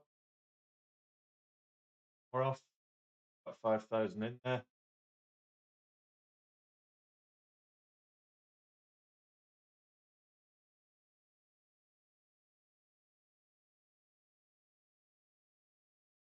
I'll break even. Right, get out there. Oh, we're back up to 2,000 in the green. Oil and gas stocks are moving sideways today. Oil and gas is moving sideways. What is the stock? Agri. But we're back in the green. So agri, we've overall we've lost a little over $1,000 on agri, but we're $1,800 on IMPP and $1,900 on Wave. So we're $2,000 in the green as it stands today. And with that, just show you the summary, so you know I'm not giving you a lot of crap. So we just took a trade there for the break of 325, this level here. So the break of 325, we took off a big piece there, and as it started to come back down, exited. So that's where it is. So right now, agri is here, and we're 11 in the hole. IMPP we're 1,800. Wave altogether we're 2,000 in the good. So that's a 60% accuracy, 66% accuracy today. Not a bad day's work. And with that said, I think I'm going to end the stream now, and we'll be back at it tomorrow. So come back tomorrow, and we'll do it all over again, 2 hours before the market opens. So thanks for your time today, guys. Appreciate it.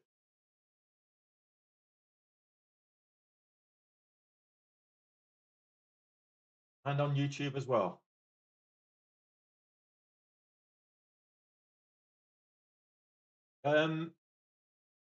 It depends on the broker. So that's a good question, Jack Sparrow. If I sell on market instead of limit, we'll trade zero, or brokers charge you extra. If you're removing liquidity from the market, sometimes they will charge you ECN fee. If you're adding liquidity to the market, then they will give you ECN rebates. This if you've got direct market access. So brokers that are not giving you direct market access, it really doesn't matter because they will get you the best fill. So you're doing a limit, but because they're routing your orders one way or another, it's not going to cost them anything. So there's nothing to for them to pass on.